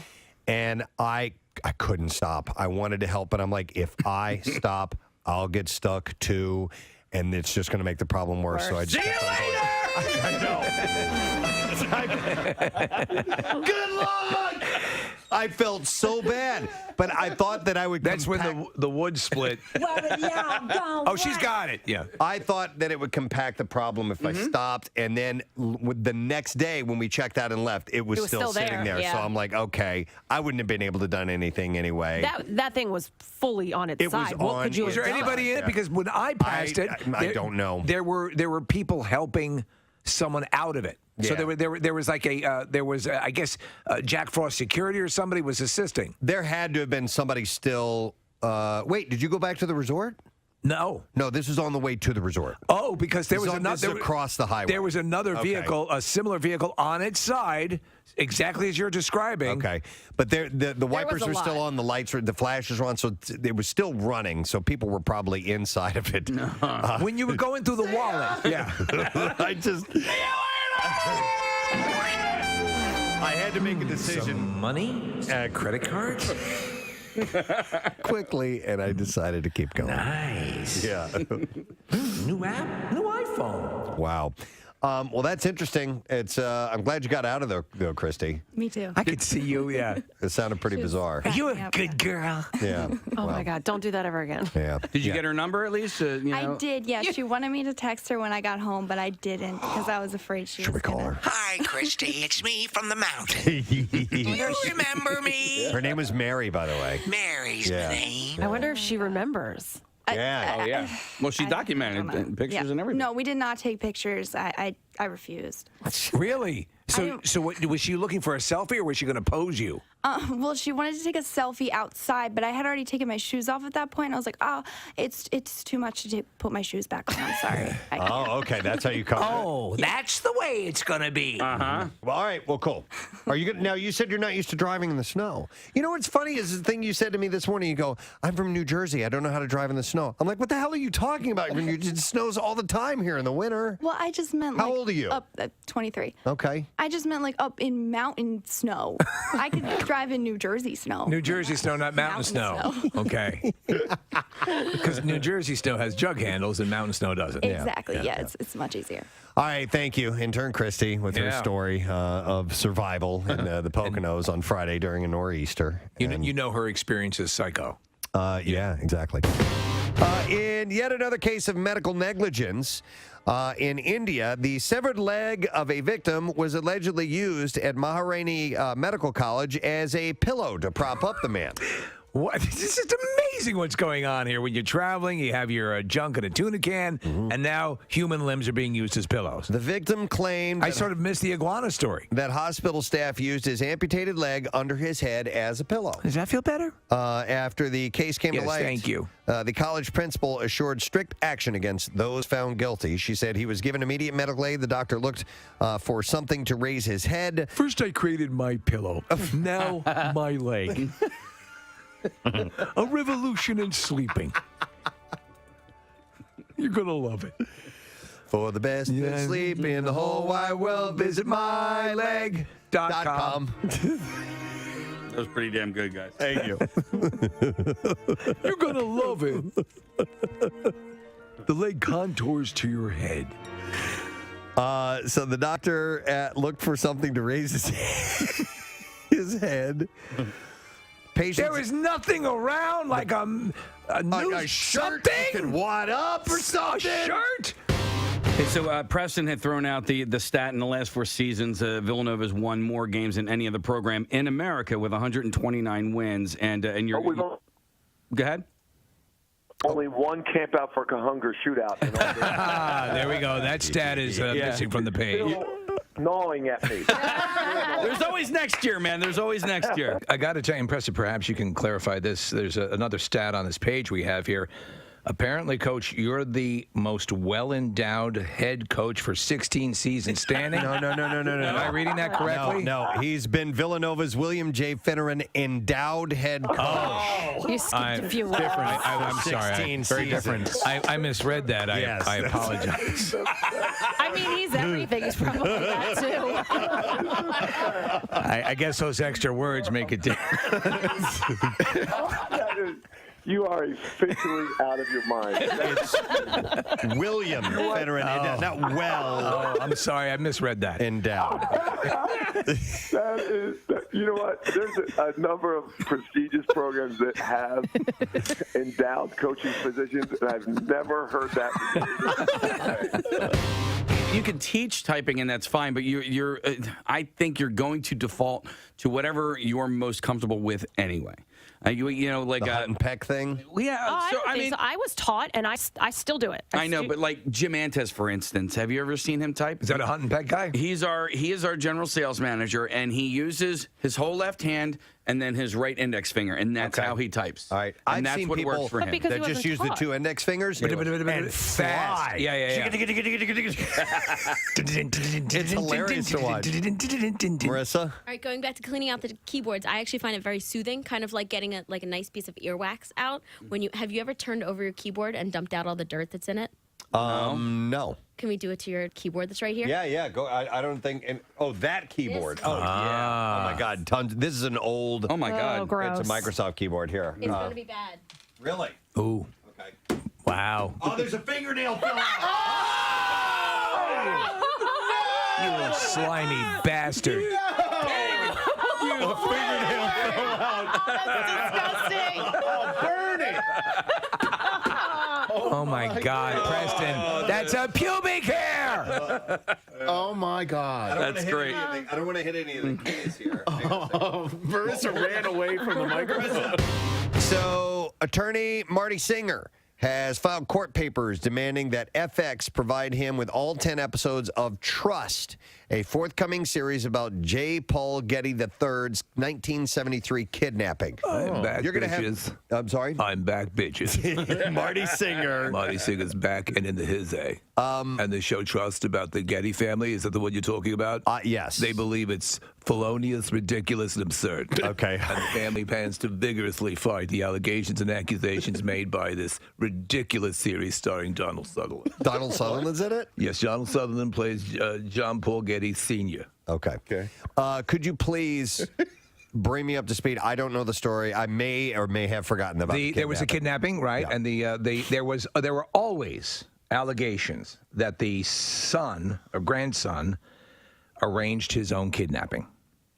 Okay, so it was a Right. To what I remember, and I'm going to have to say I'm maybe so the one notch grandson- closer to what than you are. So there was a kidnapping, a ransom, and the grandson's Back on 93.3 WMMR. All right, thank you very much, Kathy. Our next guest is in the studio to promote his show tonight at City Winery. Tickets available at citywinery.com. The show is at 7:30, and his tour is it's a mix of music and comedy. Love it. it. You might imagine, and you, of course, know him from The Office. Please welcome Creed Bratton. Creed. Hey. Applauding himself wildly. Yes. Nice to see you. Nice Thanks for to being see you here. guys. I actually played earlier at the train station. Down Oh, I did you? didn't announce myself. Okay. Just jumped out there, put my guitar case Yeah. out. Nobody's paid any attention. Have you ever bust in Yeah, your life? I bust in 64 and 65 in Europe and Middle East and stuff. Yeah, Just to make meat? Oh yeah, or- just to make okay. just to stay alive. Yeah. Something romantic about it as well for musicians. My cousin, who is a successful lawyer in the city, it was always his dream to go and busk in Paris. And so he eventually he went and did it. He didn't do it because he needed money, but he just loved the idea of it. So aside from you needing money, like how was the experience for you? Well, I'd left college. I was a drama major, so I was studying German in Munich. I met these two guys who were heading down to Africa, and I didn't have a guitar with me. I went and I said, "This is what I'm going to do." So I bought a guitar and an anorak and a backpack and stuff, and I showed up with it one day and said, and I'd already played with them, since I showed them what I could do, and we took off, and for 2 years we hitchhiked all over there. Wow! I was reading across North Africa. some of your stuff is amazing. Like you played for oil camps in Yeah, the Sahara. Sahara Desert. 500 miles out in the Sahara Desert, tiny little plane. Yeah, no, we'd play for the oil camp people. It's an amazing because I looked at your stuff here. Like you formed a band, in Germany. You played gigs for oil camps in the Sahara.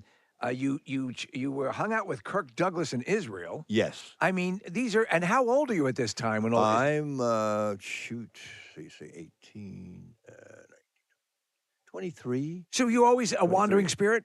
Yes. Yeah. Absolutely.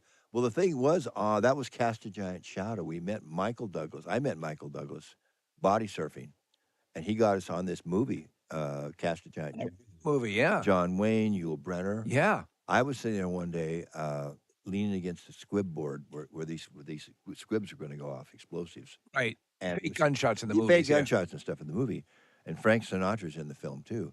And he comes over and he goes, "Hey kid, says that's going to explode pretty soon." So he escorted me over. Old Blue Eyes probably saved me from some big damage. That's what I'm thinking. I became aware of you obviously because of The Office, Creed, and then we've been friendly with Kate Flannery for a long time because she's from the area as well. Just a potty mouth, disgusting human being, really. Yeah, but after The Office ended, and then it's had this resurgence over the last 5-6 years or whatever, especially because of the pandemic. I did a deep dive on you, and I became a little obsessed. Like, your life is fascinating. The stuff you've done over the years. Was The Office kind of just another gig for you at that point? Like, how did you get involved with it in the first place? And did you just look at it as a job? I don't even think about it anymore. I just kind of let it go behind me. I've forgotten it. Yeah. No impact on me. So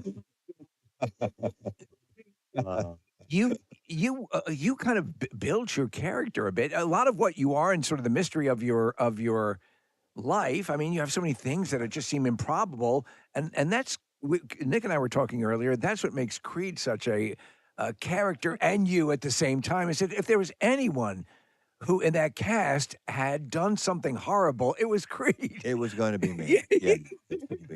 And they would get me out. NBC, apparently I killed people, and NBC just kind of covered it over. They going, yeah.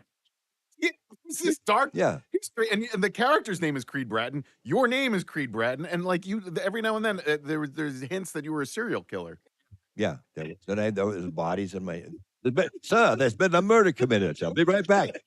I'm out there with the car. Man, whenever there was any authority coming into the building, you would run. And yet the funny thing was, Creed, is that it had something I think we can all. People would be going, yeah, but he's our serial killer. Like Be True to Your School, that old song. It was the Dexter. Yeah, exactly. Love our guy. Did you? So you said you had obviously started. You were interested in drama and so on and so forth earlier on, and then you're with a group of very adroit improvisational actors. Did you savor that opportunity? Was there a bit of trepidation? Well, when I got the script for Halloween, which was when I had to make my bones, they said, "Here it is, a 6.5-page scene with Steve Carell." And this guy's a genius. Yeah, he is comic genius. Yeah, and of course, sphincter pucker, right? Just a flop sweat. But somehow I got it all. I had the names backwards, and the lines committed to memory, forwards and backwards. Yeah. And then on the day, they said, "We made a few changes to the script again." But somehow I had enough that with Steve, I was able to play hardball, and it was just a whirl. I was in this vortex, like in the center of the storm, and we're going, bam, bam, I'm playing hardball, and zip, zip, zip, and I just walk out of the place. Next thing I know, oh, it's over. And then they came up and said, "Oh, there you go. You got it. I got it." Yeah. Your delivery is, and in fact, it's funny because with a show like The Office or some other seminal TV comedies, what now has become the thing is, for years and years and years, the blooper reel would be shown to the people in the cast, like I guess at the end of the year and so on and so forth. But these things now are very prominent on YouTube, and The Office is neck and neck with The Office bloopers and the outtakes, and you have so many moments in those that are free lines where you are just cracking the cast up, and it's just out of left field. Yeah. Carnival. It's one of the Exactly. It's one of the big Carnival is what, and that kills me. We've been in that office, that business area so long. We were all so tired. I think that was just, I was exhausted. So that line just came out of frustration, I think, Because you're on a set that is supposed to be a boring office, so you're gonna no matter how much it is pretend, you're still in a boring office. And our camera guys are Ramboing it around with the camera, so you had to be, I'm sure as Kate told you many times. Yeah. You always had to be on and ready for them to flip around at you anytime. Nick, yes, please. Yes, please. I have a question about the later years of The Office because I think sometimes they get dismissed a little bit because Carell was gone. But James Spader is unbelievably hilarious. His dry sense of humor kind of matches yours a little bit. It's this underhanded delivery that's I think kind of genius. What were your experiences like towards the end of the series? Well, I want to say one thing. We're walking to the set with James, and I've learned my lines the night before. He said, "Hey, so we're talking about music and stuff like that." And he is a very erudite gentleman, very smart cat. But one thing that's frustrating is he just glances down the sheet. And he has a photographic memory. Oh my God, he does, seriously. And I went, "What?" He said, "Oh, I've got a photographic memory. I can just glance at it, and I see a picture, and I remember the picture." His yeah, you say that. You can't say that. I can't say that. Oh, I can't say that. Hit the Flannery. We literally, Kate. Creed, you'll have to come take a look on the board here. I didn't know. It's labeled the Flannery switch. Because Kate has cursed more times on the show than anyone who's in the history of our 25 years together. Well, there's a goal for me to be. She just texted me and said, "Tell Creed I said hi." Oh, you sweetheart. Love you, sweetie. You see, there's all that, but again, we've been fascinated by your musical career and you with the grassroots. And we talked last time we had you on a Zoom, working with the people in the famous the Wrecking Crew and other musicians. John Densmore, a friend of yours, best man at my wedding, best man at your wedding. Kidding? Yeah, I mean, this is you are well fixed in this part of musical and pop culture history. When people find out about that, are they as amazed as are we? I mean, is this, because you have this whole thing that you offer, and it was the first part of your life, and it's been, I don't want to say it's been eclipsed, but certainly The Office has been a formidable thing in your life. You have these two completely different parts. A lot of people think that was it. Yeah, that the grassroots and then the Office. But a lot of people don't know that after the Office, I got my doctorate degree, and I perform a surgery, for homeless people in my van. It's sanctioned. Yeah, yeah. But I want to give back. You were talking last time about Slightly Altered, which is an album that you called folk adjacent, and did I say that? Yeah, that's pretty good. Is that your sweet spot for music? I think it's just a lot of the albums. I will sit there and I'll just play my guitar and sing. Yeah, and then we'll pad around it and stuff like that. And then during the COVID, I would go in and would do that, but then we would pull it apart and start, building it a little bit differently. I prefer to go in and sing it just voicing guitar or sing voicing guitar with the band. And then I'll go and I'll have to do it. I just do a scratch vocal and guitar and then go back and do it again. As far as creativity goes, and we've had a lot of times, you'll find that, and you'd be a perfect example. A lot of people who are musically inclined or musicians are also pretty good at comedy. Can step up and do that as well. I think it's the timing. It has to be, It right? has to be the timing. Yeah. Because it seems to be something that just figures like, Preston's a drummer. Anybody, all that stuff sort of goes into knowing when and when not to jump in. Mm-hmm. Could you imagine Jim Morrison as a stand-up guy? Yeah. Just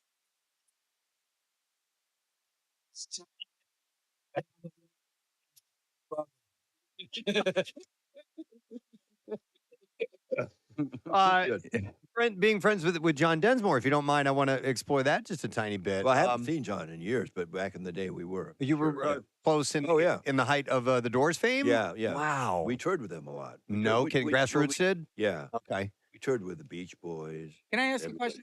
Because I love the Doors movie. How close was that to what it was really like back then? I wouldn't know. Oh, really? Because I know John. I hung in the studio a little bit when they were doing L.A. Woman. Okay. I went to a few parties. But they're very, everybody else, when they're out on the road, they're off with their families. Right. Okay. But just, I was when I came off tour, I was in a closet with a old compress on my forehead. It took its toll. Trying to get in my head. Yeah. We were chatting a little bit in the green room, and I want to pay a little respect to one of my favorite newer bands, Mount Joy. You played with them as well. I have at the Greek. And they're from this area. Matt Quinn lives in Philadelphia most of the time. Sam Cooper's. We all went to the same high school. I'm much older than they are, but we all went to Conestoga High School. How did you get connected with the guys in Mount Joy? And they are fans of you, and you're fans of them now too. We're Mutual Admiration Society. I can't remember. I should have talked to Sam about this. They either called me and see if I was interested in doing a video for them, which I did, or else they said they were fans. And I went down and played. Oh, I know. Mark Evans, who was my tour manager, is now their tour manager. Okay. So he mentioned they were in town, and he said, "Would you like to get up and play?" And I said, "Absolutely." So I learned one of their songs on lead guitar. Then we liked each other. We hit it off. Then they did the video, and then next time I came through, we did the Wait, a tribute to Robbie Robertson. Yeah, at the Greek. Yeah. Did you know Robbie? No. Okay, yeah. But that's talk about wheelhouse. That's the music I love. Oh yeah, I mean that was amazing. I just again for the 3,000th time watched The Last Waltz. Scorsese. That's probably the best concert film ever made. Yeah, and none of it they're singing or playing none of it they're singing. It was done at the show. It's all overdubbed, as you know. Oh, really? Yeah. Wow. But they're such nice guys and such great musicians, and it's really cool to see like them growing and finding fans in you and all across the Mount country. Joy. Mount Joy, yeah. They work so hard, and I love Sam and Matt and the whole band. Yeah. The whole band is great, and we get in there and we just click together. And Sam and I are talking about writing a song together. That's so cool. Because we hang and get our pancakes at Hugo's. Yeah. And shout out to Hugo's. So kind of Marissa, get on those pancakes. So folksy kind of roots rock is your that's your zone. That's so it's difficult to articulate exactly because music you have to hear it, right? Yes. Yeah. Correct. Like in a painting, to explain that painting to me, well, you have to. Yeah. I started playing rock and roll at a young age by ear. I played trumpet for years, and that was my first instrument. And then my grandfather played guitar, and he showed me some chords. I think he showed me a bunch of country stuff, and I learned some pop stuff. Then in Europe, I was playing folk music. I played jazz in college a little bit. Were you studying music in college then? No. I'd always learned by ear. Okay. I knew how to read with trumpet, but I didn't know how to read with guitar. I'm learning now how to read on piano. Okay. I'm learning my songs on piano now. Nice. Which is just because I was bored during COVID. You spent the time initially in Germany, and it's weird because Germany has this sort of reputation of embracing, like, David Hasselhoff became huge, and they have a very eclectic appreciation of music. What was your takeaway from the Germans and the way they approach music? Well, they treated me the same as David. They wanted me to take my shirt off and stuff. So you were sure. Basically, Yeah. That's what they. Yeah. So you're at that rare Hasselhoff level. Yeah, at the Hoff level, the Hofbrauhaus. When you were talking about the Beach Boys, did you in fact get a chance to encounter Brian Wilson? Was that someone you? I'd see Brian up at the Glen Center where I lived up on Mulholland for years, but he, God bless him, he'd say hi and stuff, but it wasn't, Right, yeah. There was a lot going on in his life, which has been well documented. Yeah, so I probably don't want to touch on that. Yeah. I'm fascinated with that time, that late '60s. Steve, I know loves the movie Once Upon a Time in Hollywood, the Quentin Tarantino film, and it really captures that. It does that time frame very well, and it seems like it was an interesting period to be a young man and partying your ass off. Probably, do you remember it? Not much. I do, of course. Yeah, I was kind of a guy's actually a reluctant rock star. No kidding. Yeah, I didn't. Everybody, you have to sign. I signed on for it to be a party guy. Yeah, and do all the stuff. But we were pretty tough. I mean, Led Zeppelin were pussies. Yeah, they do us. I remember. Oh my God, we were wild. Yeah. I remember when we were in Chicago and doing some lines, and when the guy says, "Hey, throw this TV out the window," and I went, "Okay." But I did it, but my heart wasn't in it. You just were not in tearing up hotel room. I'd wake up in the morning and go, I got to do drugs again. No, I'd rather be watching PBS and slave to the chamomile tea. Waffles show. Your reputation to uphold, and I got it. The show must go on. Yeah. I was a kid, I was third grade. We lived out there for about a year, and I'm driving through Laurel Canyon, and now seeing the documentaries. Dylan's son, Bob Dylan's son, did Jacob. Echo in the canyon, Laurel Canyon. It's just an amazing. When you think time for all of those, Crosby, Stills, Nash and Young, and the Mamas and the Papas, all of them in that general area. If you were to distill that entire experience, I'm going to give you a Herculean task here to one moment that stands out to you that defines that time. What would it be? One experience. Walking out and hearing and smelling the night blooming jasmine at Laurel Canyon, and then hearing a folk guitar over here and a band over here echoing, and the sounds in the canyon, and the band's rehearsing would bounce around. So there's this overlap of sound, so it kind of creates a new. Sometimes you hear the songs and the tones going together, and one song would kind of merge into another song. Whoa, that is wild. I was on drugs. Drugs. But you were committed because you were committed to it. Yeah. One thing I remember, it was kind of like at that time, the grassroots. We were playing the Miami Pop Festival, and Spanky was Spanky in our gang, and Spanky was getting married. And Richie Havens came in. Oh, wow. And we were all sitting around and having drinks during the show and stuff, or after the show, or before or something. He sat down right from here to Kathy, where Kathy is. And he pulls out his teeth, puts them on his guitar case, takes this old D40 Guild, and he starts playing Freedom with his thumb over like that. Oh, wow. Like that. He's going for it. He's not holding back. He's singing, and I'm just going, my God, am I lucky to be alive at this time in life? And this was amazing. This was right before that Woodstock, that legendary Woodstock performance. Monterey Pop Festival was before that, wasn't it? If I remember correctly. This was the Miami Pop Festival. Oh, I thought you said Monterey. No, okay, Miami Pop Festival. Okay. We played the Mount Tamalpais. Joplin came up on the back of the Harley Davidson, and everyone was on acid. Audience, the performers and stuff. Yeah, Mount Tam, just north of San Francisco. Yeah, right? Yeah. That was a great time. And we, guys and gals, we did not have monitors. Yeah. Yes. Days. Yeah. Just speakers behind us, and good luck for your Yeah. harmonies. Trying to figure out what key you're in and all that. You hear it in the documentaries and the playback. It was awesome. It's terrific. We were just faking It's like the Beatles playing in Shay. You know, they couldn't hear each other, but their harmonies were impeccable. You know, I mean, it's just you're talking about a level of musicianship, or maybe just the ability to read each other properly. Or I think it's just redundancy. Yeah. Just over and over and over again.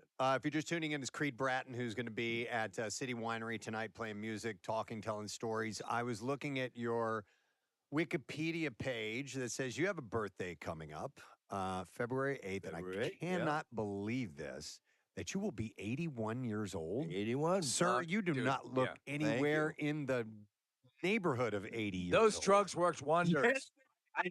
I think it's mostly the ginseng suppository. Ginseng suppository. During the 60s, I was given some. In the beginning, my little snapper didn't like them. Now it kind of looks forward to it. Yeah. Welcome, Creed. Yeah. The little snapper. Be great. Yeah. Side joke. Yeah. You'll throw suppositories out to the audience instead of guitar picks. Bam, too. Little snapper in the pancakes. Oh my gosh, the gluten-free snappers. So, The Office has a very rabid fan base, and you know, I assume are you recognized as often as I would assume you're recognized, because you're you on the show, you're you in person, your voice, everything. Are you recognized often, or are you just unassuming? And how does it work for you? Well, no, if I wasn't here, I'd be on the street. I'd be wearing my Walter Matthau prosthetic nose. So then some people don't know it. I hide. Yeah, I hide a lot. That's I would just it's wild. Man. Wow. We have a guitar next to you there. Like playing anything? You don't have to. No. Okay. Play tonight. So like some drugs. Pancakes. We only have chocolate chip cookies. We don't have pancakes. I didn't bring any pancake mix with me. Friends in the acting world. I think Bo Bridges was a friend of yours. Bo Bridges. Yeah. Well, still consider a Bo a friend.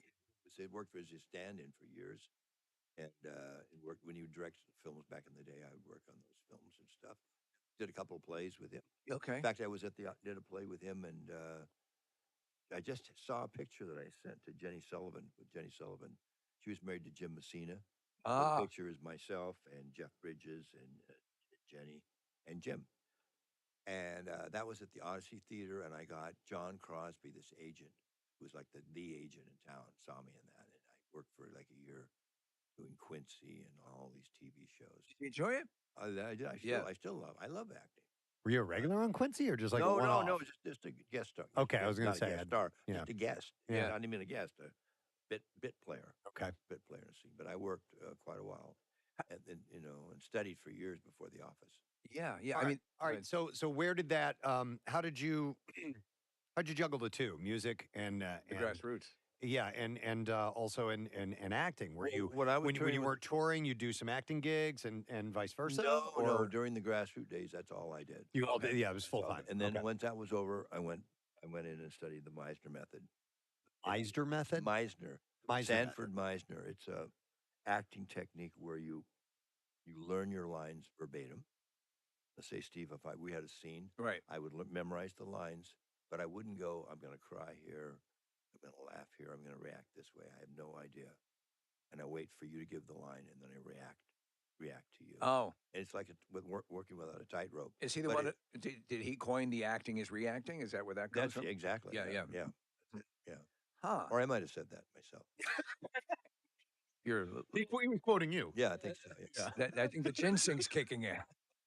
Meisner method. Is it fun becoming someone else in the world of acting? I mean, totally turning yourself into a different person, which is what acting is supposed to be. Yeah, because artists like myself who have had traumatic childhoods and stuff like that, when that's when you get into it to escape. and to be another person. So You have to look to develop the ability to tap into that emotion. I mean, Preston talked about it. Did you attend an acting class or something? Were you? I was in my very brief college Yeah. career. I took a semester of acting. Yes, And that was it. It was the classic. You're broccoli now and all that stuff. Yeah, it was stuff like that. Actually, the very first day of the acting class, which I found interesting, is we spent the entire class touching each other because the teachers was saying, look, you're going to have to put yourself in uncomfortable situations. This is what actors do. Touching physically a stranger and things like that are things you're going to have to become desensitized to. Yeah. So That's a hot tub party in LA in front. So my daughters, actually, both my daughters are currently doing the theater at their school, and my oldest is a senior. You just talked to her. I FaceTimed her because she's a huge fan of yours. Yeah. But just this idea of like her going into the arts because that's what she's going to do next year in college. I have to sit down and talk to her about the reality of the craft and because we went and saw a show at the University of Michigan and it was Guys and Dolls and it was awesome. I mean, the Michigan Music of Theater is the best in the country and these people are so talented. I said, but that guy that was playing the grandfather, I said, when he graduates, he's not going to be playing grandfathers anymore because then you're out in like the general population. You know what I mean? So like he's going to play a grandfather when he's actually of that age. You know what I mean? And so the roles kind of get a little bit tighter and all that sort of stuff. So I don't know if you have any words of advice for any of the young people out there that are pursuing this career. You say, have thick skin. Yeah. And a willing sphincter. I knew from a young age I could make people laugh. Yeah. That was a given. So I had that always in the back of my mind that I could do that. I think sometimes people try to work with their strength and they try to emulate people that they've seen that they admire, and that can be good. But I think if you can find, like I showed all my warts and dark spots when I did my audition tape for the office. Really? Yeah, I went to places that were uncomfortable and made and self-deprecating, and so I tell people, don't work just with your strength, work with your weaknesses too, and show all that. Show it all. I can't believe you have any. Be that honest. I can't believe you have any weaknesses. Oh, Nick. You're adorable. So sweet. Hey, that is a key thing, but I think if you, they always talk about. I love hearing, actors on actors, and there's a couple of I think GQ does one, and where they'll sit down and discuss the craft, or directors, or just the whole art of what you do. As with The Office, it was a very intimate feel to it, and I remember listening to I forget who it was. It was a top comedic actor. But anyway, they were saying basically that the notion of the intimacy of a TV camera or a film camera, and if you've come from the stage, you're acting big and large, and you really have to work at bringing it in. And The Office to me was so much of being quiet and just sort of with a facial gesture. I mean, was that just a look in the back of your eyes, not even selling it with the eyes, thinking it. Just behind the eyes. That's enough for the camera. When you're directed for that, are you just cut loose and you get what you get, or how is someone directed to do that? I mean, because you had top level directors. They're not going to tell you to do that. Yeah. That's your thing. That's your job. You're bringing to the table already. Yeah, Christopher Nolan was talking about how he works with his actors, and he says, You're an actor. I expect you to show up and do what you're going to do, and I'm going to let you do what you do. Yeah, and so it may be a suggestion here or there, but that's how it works. If I get a script now, most of them are going to want me to play the Creed character. Yeah. I talk of myself in the third person because he's very confusing. Show up for the show. I don't know. You never know. But you have to be ready. So schizophrenic. It's very subtle. Yeah, very subtle thing. You as you is one of the great meta concepts. So have you ever been offered a role that you thought that you'd really like to go after, but it was not you? I mean, what would you like to try? Do you? I was did a Call of Duty a while back. You did a video game? Yeah, but a video game, I was, but I was really a bad guy. Oh, really? Bad guy. So I can play bad guy. Which one did you do? Do you remember the number? Call of Duty? Why do you ask that, Steve? Look it up. Because I have them all. Oh, Yeah. I don't remember. I don't. remember. Duty, Black Ops, Cold War. Black Ops. Yeah. And he played Emerson Black. Emerson Black. Yeah. But I can do drama for sure. I think that you'll find that most comedic actors can. Well, Like and Robin Williams, for sure. sometimes you just the idea that like you have to be funny rather than you just let the script be funny. And I just think of like Andre Braugher, for instance, and his role in Brooklyn Nine-Nine. Like he played the straight guy, but man, did he have some of the funniest moments in that show. I don't know if you watched any Brooklyn Nine-Nine or not, but you let Andy Samberg be Andy Samberg, and I think if the writing itself is crisp and smart and funny, then it's got to be on the page, right? Yeah, It does have to be on the page. Yeah. And people, and I will answer the question that's going to come in. Did we improv on the show? And Kate's already told you. We did. Over 90%. It was right there. Right there our writers are so good. I love the outtakes of that, and it ends up on my Instagram timeline all the time. The latest one that just showed up was I don't forget the guy's first name. Was it Andy? Is it Andy did it? He goes, I don't know his last name. He goes, Andy did it. It was so hilarious. Do you know the scene that I'm talking about? No. I don't watch the show. It's really it's in the past. As you said earlier, it really means nothing to you. May I digress a lot here because I want to. We get these little data sheets. It says here you caught a 160-pound tarpon while fishing in May. Are you a big fisherman? I think the record stands for itself. I have been fishing I started fishing for bass, trout and bass at a young age. Okay. And then I was when I was doing TV, I met a guy, Joe Moore, who'd go to Montana. And so his dad, Irving Moore, who was a famous TV director, took a liking to me, and they took me along. And I was drifting down the Madison River with some nymphs, and I caught these beautiful browns. And it's all barbless hooks, so that it doesn't tear their mouth. Wet your hands, and you pick them up, and you set them down. See you next year. But I just fell in love with trout fishing, and fly fishing, it's a Zen thing. See, I've heard everyone I know, and a good friend of mine does the fly fishing, and it is as contemplative and as relaxing a thing as you can imagine. It's not a brutal, it's not a yank them out, right, like that. This is just respect for these creatures. Have you entered tournaments? And then you hurt them.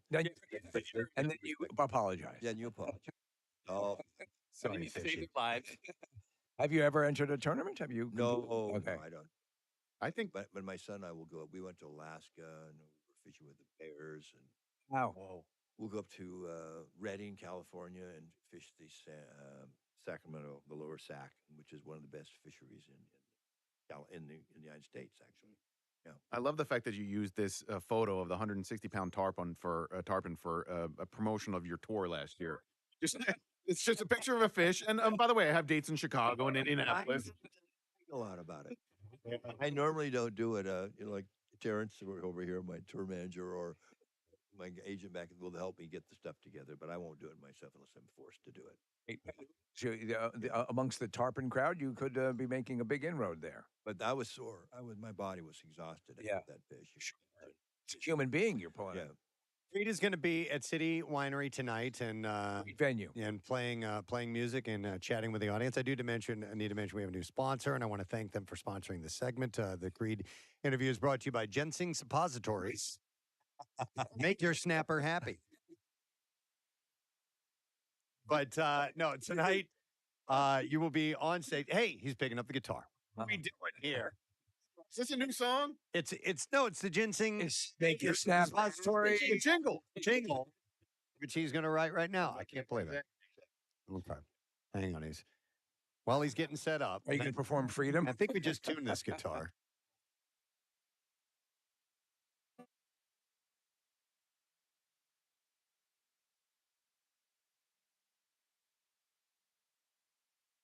My little snapper didn't like it. When I showed him a bill, he says, if that goes in there, I'll send you a bill. Started feeling younger. Get my balls in a uproar. Oh, ginseng suppository. Give me a thrill. Yeah! Wow. And an empire is born. What a moment. Yeah. What a moment. Take that, Elon Musk. Brilliant. Absolutely brilliant. All right. Creed, thank you so much for Thanks stopping having by. me, everybody. I appreciate it. We appreciate it. Creed. So you go see him at City Winery this very evening. Don't worry about no snow. Ain't no big deal at all. We're going to take a break. We'll come back in a second. We'll get the B file. Please hang out with us, friend.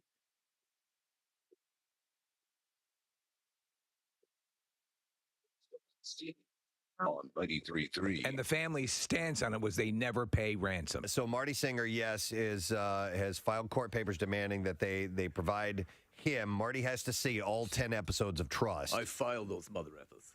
And I said kabooyah. In court papers, Singer claims the show defames Getty family members and hints at a possible lawsuit. It defames, it defrauds, and it's not delightful.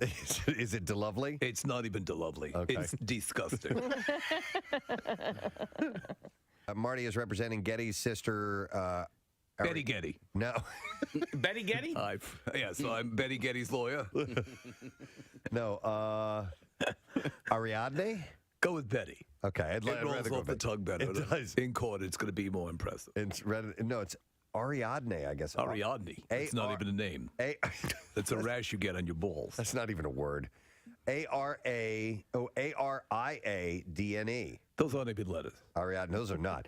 I bet you it's like Adrian or something, and it's a typo. Yeah, and they misspelled it. Mm-hmm. I don't know. I submit to the court that it's a typo.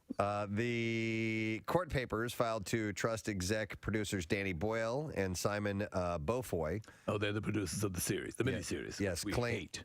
That we hate? Yes. The claims that Getty's kidnapping resulted in 9 arrests and 2 convictions, but that Trust outlandishly makes it appear as if members of the Getty family were actually complicit in the kidnapping and that the crime had been faked in an attempt to dupe grandfather and billionaire J. Paul Getty out of millions of dollars for the benefit. So, but it was not as if there was not that rumor floating around. Right. They're just taking that angle. But I can see where the family would be upset. Yeah, and by the way, his statement was, this is outrageous. It's outrageous and disgusting. It's not delightful. It's not lovely.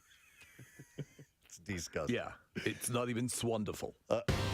Tiger Woods and ex-girlfriend Kristen Smith are fighting a legal battle as she's trying to get out of a non-disclosure agreement that she signed at the end of their relationship. Is this the Perkins waitress? I don't think so. Okay. Smith, who dated Woods from 2015 to 2017, so they were together for a while, claims that the agreement isn't enforceable for an undisclosed reason, and the two are in arbitration over her attempt to get out of it. I wonder how legally binding, and we're seeing these things put to the test, these NDAs, these non-disclosure agreements are.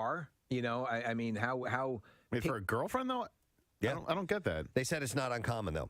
TMZ Sports cited a source as saying Woods has threatened to release embarrassing pictures of Smith if she doesn't comply with the terms of the NDA. Is that legal? Which he reportedly offered her an undisclosed sum to sign, although it's not clear if she accepted it. Now, that's rumors. Sure.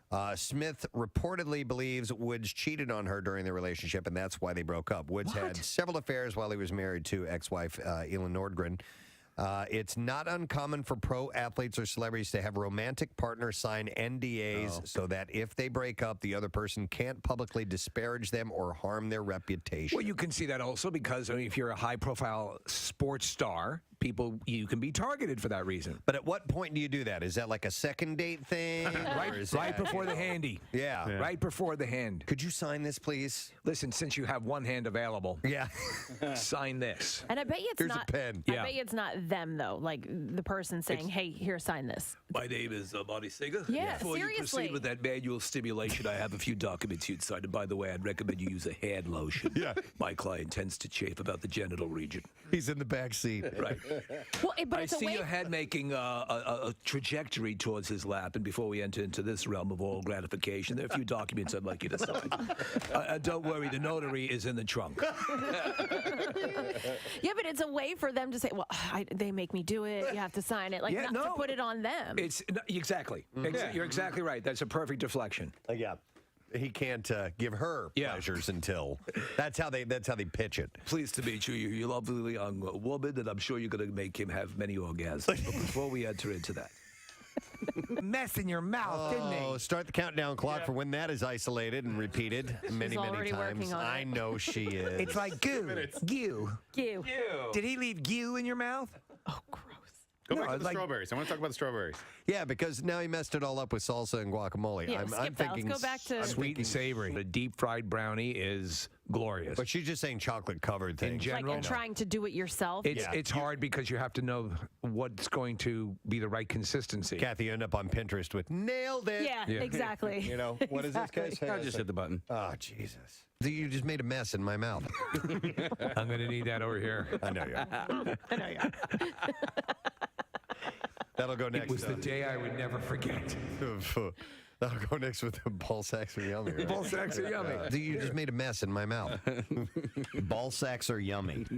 You just made a mess in my mouth. Ball sacks are yummy. You just made a mess in my mouth. Ball sacks are yummy. I can't do the stutter thing. Well, you might be able to. Ball sacks are yummy. You just made a mess. You just made a mess in my mouth. Ball sacks are. Ball sack. You just made a mess. You just made a mess in my mouth. Ball sacks are yummy. You just made a mess in my mouth. It's like Max sacks are yummy.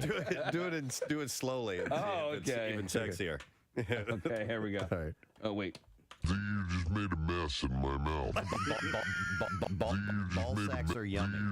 You just made a mess in my mouth. Okay. Sounds a little Mandy-ish. It does, doesn't it? Oh, dear Lord. What were we talking about? Just made a mess in my mouth. No, it's Hi, my name is Mandy, and you just made a mess in my mouth. Hey, director Jennifer Lee hinted that Elsa may get a girlfriend in Frozen 2. What? Yeah, she said... That's why it's called Frozen 2 Cold Cooter. She said, where we're going with it, we have tons of conversations about it, and we're really conscientious about these things. Listen, I can help warm that thing up. She said You let cold cooter go. She said the sequel is expected in 2019. I consider that a personal achievement that Kathy likes cold cooter. The shocking part is that you didn't. I was still laughing, and Preston just kept going. I'm like, nobody really But said I mean, anything for about Kathy that. Romano to enjoy cold cooter, I think I'm just going to sit out the rest of the show. Inventive. Kristen Bell and Idina Men's countdown clock for when that is isolated and repeated many already times. working on it. I know she is. It's like goo. Goo. Goo. Did he leave goo in your mouth? Go back to the strawberries. I want to talk about the strawberries. Yeah, because now he messed it all up with salsa and guacamole. Yeah, I'm skip that. Let's thinking go back to- Sweet and savory. The deep fried brownie is glorious. But she's just saying chocolate covered things. In general, Like, and trying to do it yourself. it's hard because you have to know what's going to be the right consistency. Kathy, you end up on Pinterest with nailed it. Yeah, exactly. You know, what is this, guys? I just hit the button. Oh, Jesus. You just made a mess in my mouth. I'm going to need that over here. I know you are. I know you are. That'll go next. It was the day I would never forget. That'll go next with the ball sacks are yummy. Right? Ball sacks are yummy. You just made a mess in my mouth. Ball sacks are yummy. You just made a mess in my mouth. Ball sacks are yummy. You just made a mess in my mouth. Ball sacks are yummy. I can't do the stutter thing. Well, you might be able to. Ball sacks are yummy. You just made a mess. You just made a mess in my mouth. Ball sacks are. You just made a mess. You just made a mess in my mouth. Ball sacks are yummy. You just made a mess in my mouth. It's like Max sacks are yummy. Do it slowly. Oh, okay. Even sexier. Okay, here we go. All right. Oh, wait. You just made a mess in my mouth.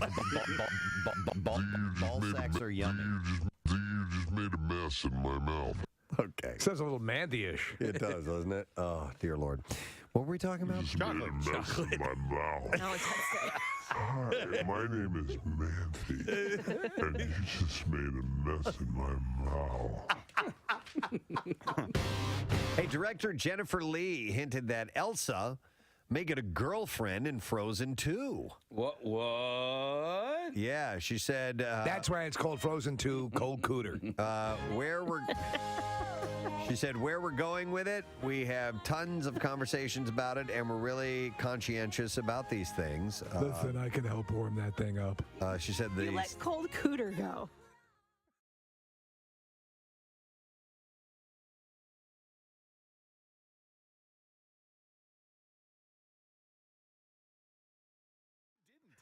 Still laughing. I mean, Preston just kept going. I'm like, nobody really said anything for about Kathy that. Romano to enjoy Cold Cooter, I think I'm just going to sit out the rest of the show. It's inventive. Kristen Bell and Idina Menzel have signed on to reprise the roles of Anna and Elsa in Frozen 2. So. They always say this stuff, but they never follow it. This is the Spider-Man where he's going to be gay. Yeah. They never do it. There's a show, I forget the name of it, but Jace is watching it, and one of the kids in the show has dads. And two dads, and It's a Disney show, isn't it? I can't remember. It's Disney, a cartoon. yeah. I can't remember. Crazy Family or like Loud Family or something like that. And we watched a show called My Two Dads. Yeah.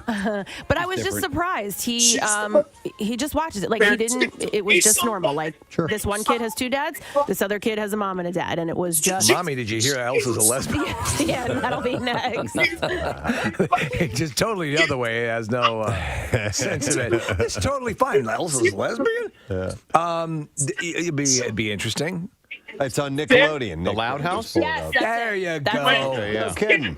I have. We're gay! I've not and seen loud! And they're pretty. One of the dads is pretty feminine, and they one of the episodes, or at least the one that I watched, they go on a skiing trip, and the dads are very overprotective and nervous that the kids are going to get hurt. And, Wow, interesting. The voice of one of them is Wayne Brady, and then the voice of the other is Michael McDonald, the singer.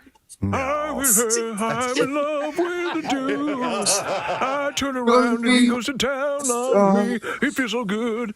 That's not what they do in the show. Is it They call it the Hershey Highway. Are you sure it's the Michael McDonald? Nope. Okay. I got distracted by the singing. County Crows on 93.3. WMMR. Everything Rocks. Preston, Steve. Friday. No sad, bro. Got some snow. Yeah, true. Where we are, Bella Kinwood, all of the grass and everything is covered over, but roads seem to be lightly dusted. It's the slow accumulation that's going to happen through the course of the day before it's all said and done. Somewhere in the neighborhood of 4 inches, anywhere between 2 and 6. Not even remotely having fun. Very different Michael McDonald. It's the one from Mad TV. There was an actor, Steve, you'd recognize He's this excellent. guy. He's very funny. Yeah, he's a great actor, and he plays the other gay dad. It's not the one from the Doobies. The Doobie Brothers. Though I've dabbled occasionally, now and then, I like some dudes. I like your Michael McDonald, Thank you. Steve. I'm a fan of man junk, like it on my head. They call it what do they call it? A Roman helmet. Michael McDonald isn't singing this song. Oh, God This damn is it. Tom Johnston. Yeah, it's Tom Johnston. There you go. That's Thank it. you very much. That's Michael McDonald. You don't know me, 'cause I'm your all the lyrics sound like the others. So it's called, what's it called, Loud House? Well, that's Michael MacDonald, right? And this is Michael McDonald? You might or be are right. they both? Mick. I think it's on all of the New Jersey. McDonald.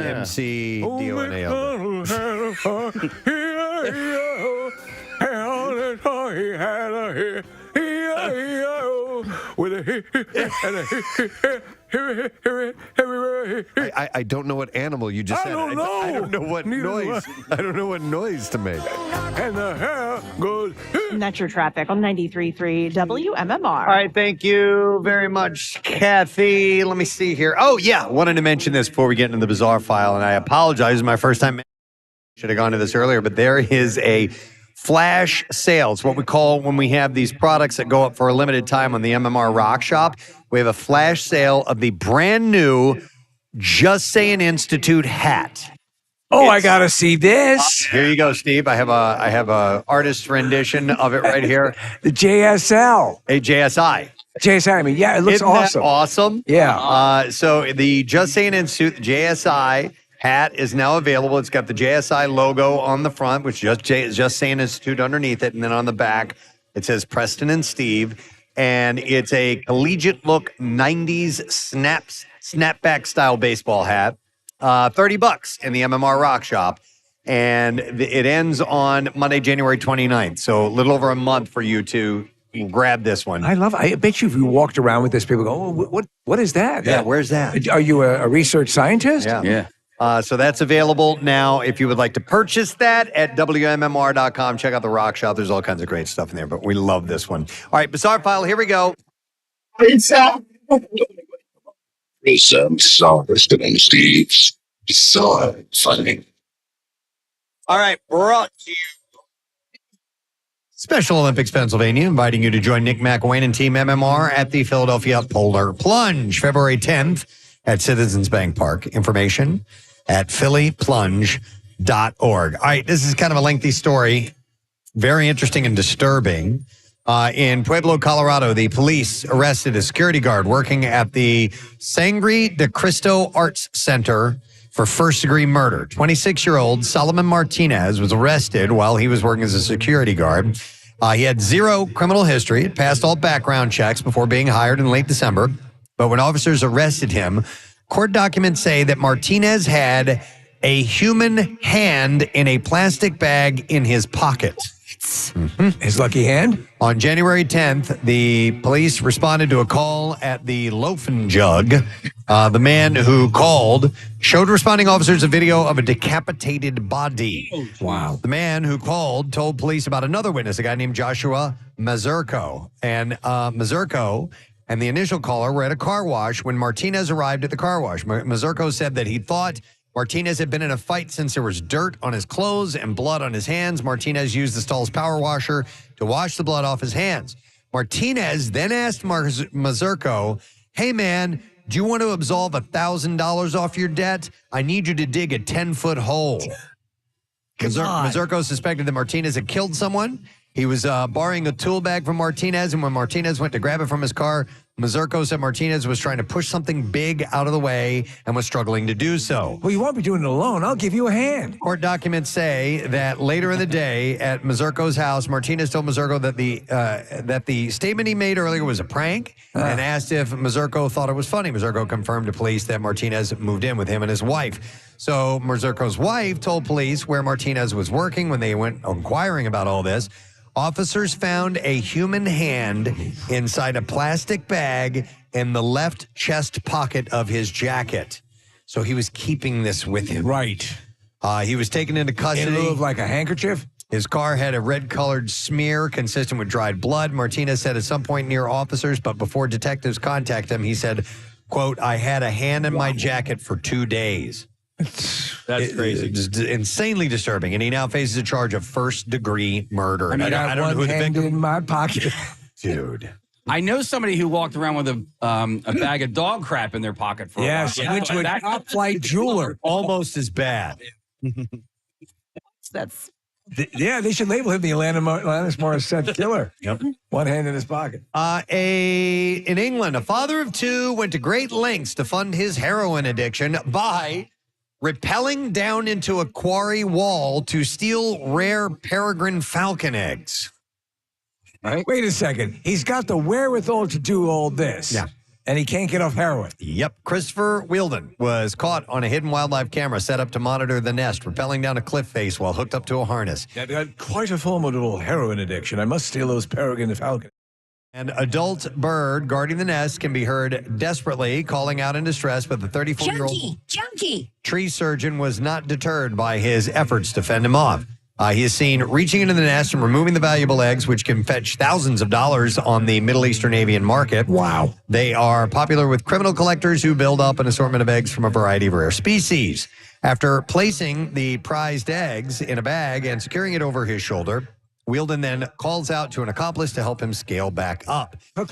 His spree didn't end there, though. He then committed a number of thefts from different shops to pay for drugs. He was jailed for 18 weeks after the Royal Society for the Protection of Birds shared the footage with police officers who recognized him. Isn't it wild that I've never heard of it? The Royal Society for the Protection of Birds brings him down? Yeah, collared a heroin junkie. Wow. 3 people are dead Wednesday. This is horrible. After they were electrocuted by a live power line that fell in northeast Portland.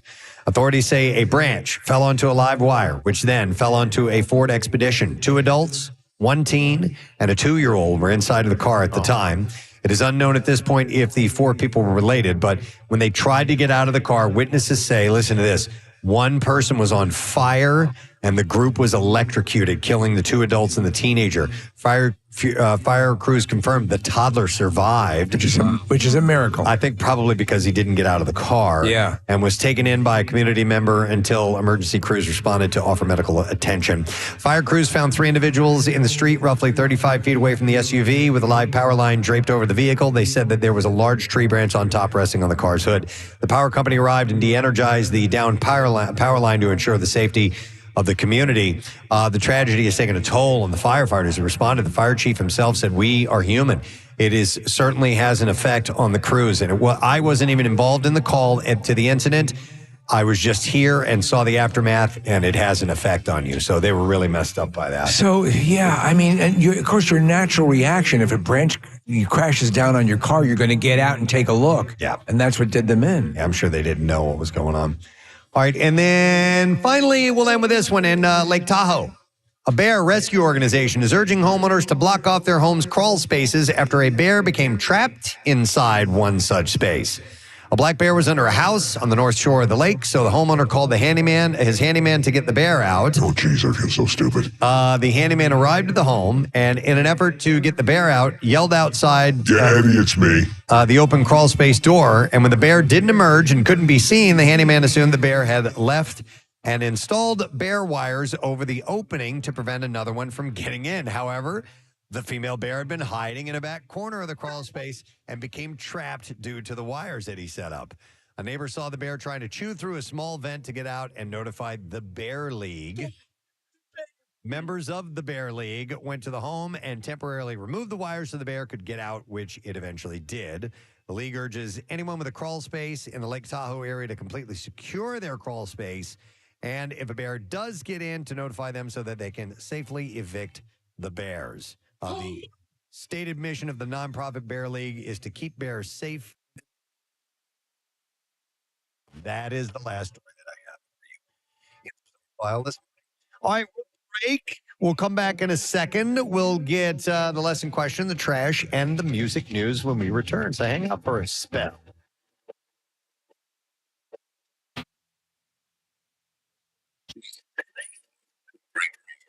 WMMR. Don't you hate it when some jerk on the radio says, "Hey, Alexa, open MMR"? Did it work? No? Okay, well, maybe. He does the Michael McDonald see and say. Okay, so Michael McDonald. The Loud House. The Loud House. The Loud House. Yeah, there you go. And you were just singing, "Oh, McDonald," gives me a reason to play this. That was me from 2 days ago. Okay, what else do we have here? Okay. All right. Jeff Franklin, the creator. You don't get news like this anywhere else. And showrunner for Fuller House and the creator of the original Full House has been fired from Warner Brothers. Why? What happened?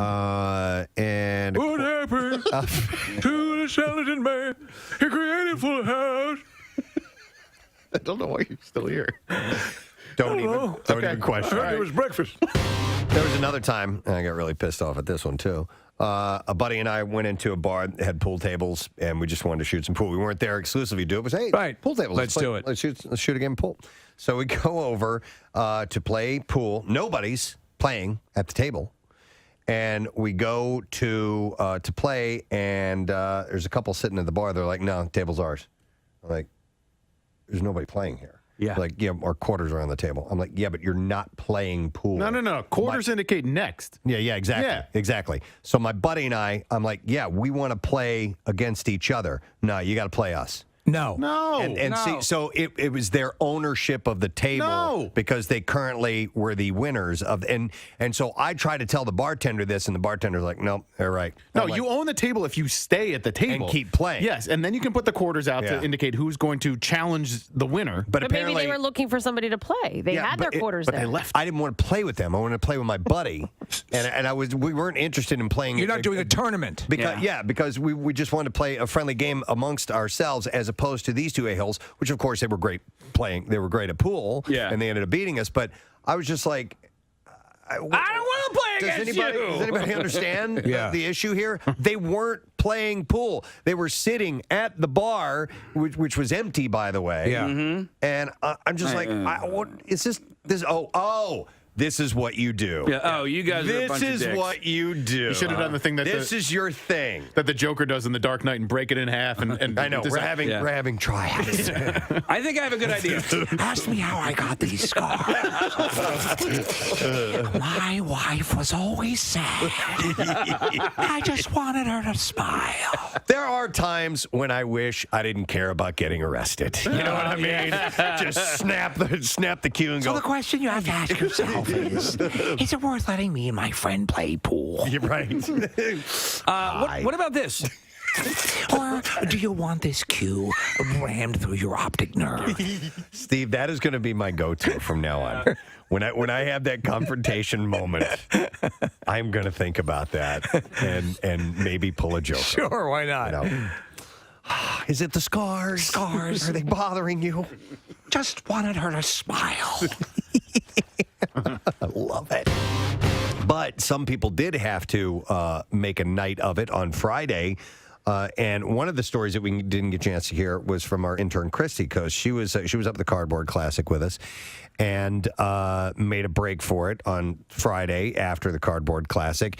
And we heard, now I've already heard the story, but I'll let her tell you. I haven't, that she ended up having to stay with a stranger, that a stranger took her in, is what I heard. Right. So I started asking her about it. I'm like, we should hear this story on the air. So, Christy, you left. Did you leave right after the sledding was done and try to head home? Yeah, I left there was like 2 sleds to go, so we just headed out trying to get out of there. And what time? What time would you say? Because when I left, I went up to the bar after and hung out for a little bit. I left around 1 o'clock. You had to leave around 12:15. 12:15. Yeah. Okay. Probably that. Okay. Yeah.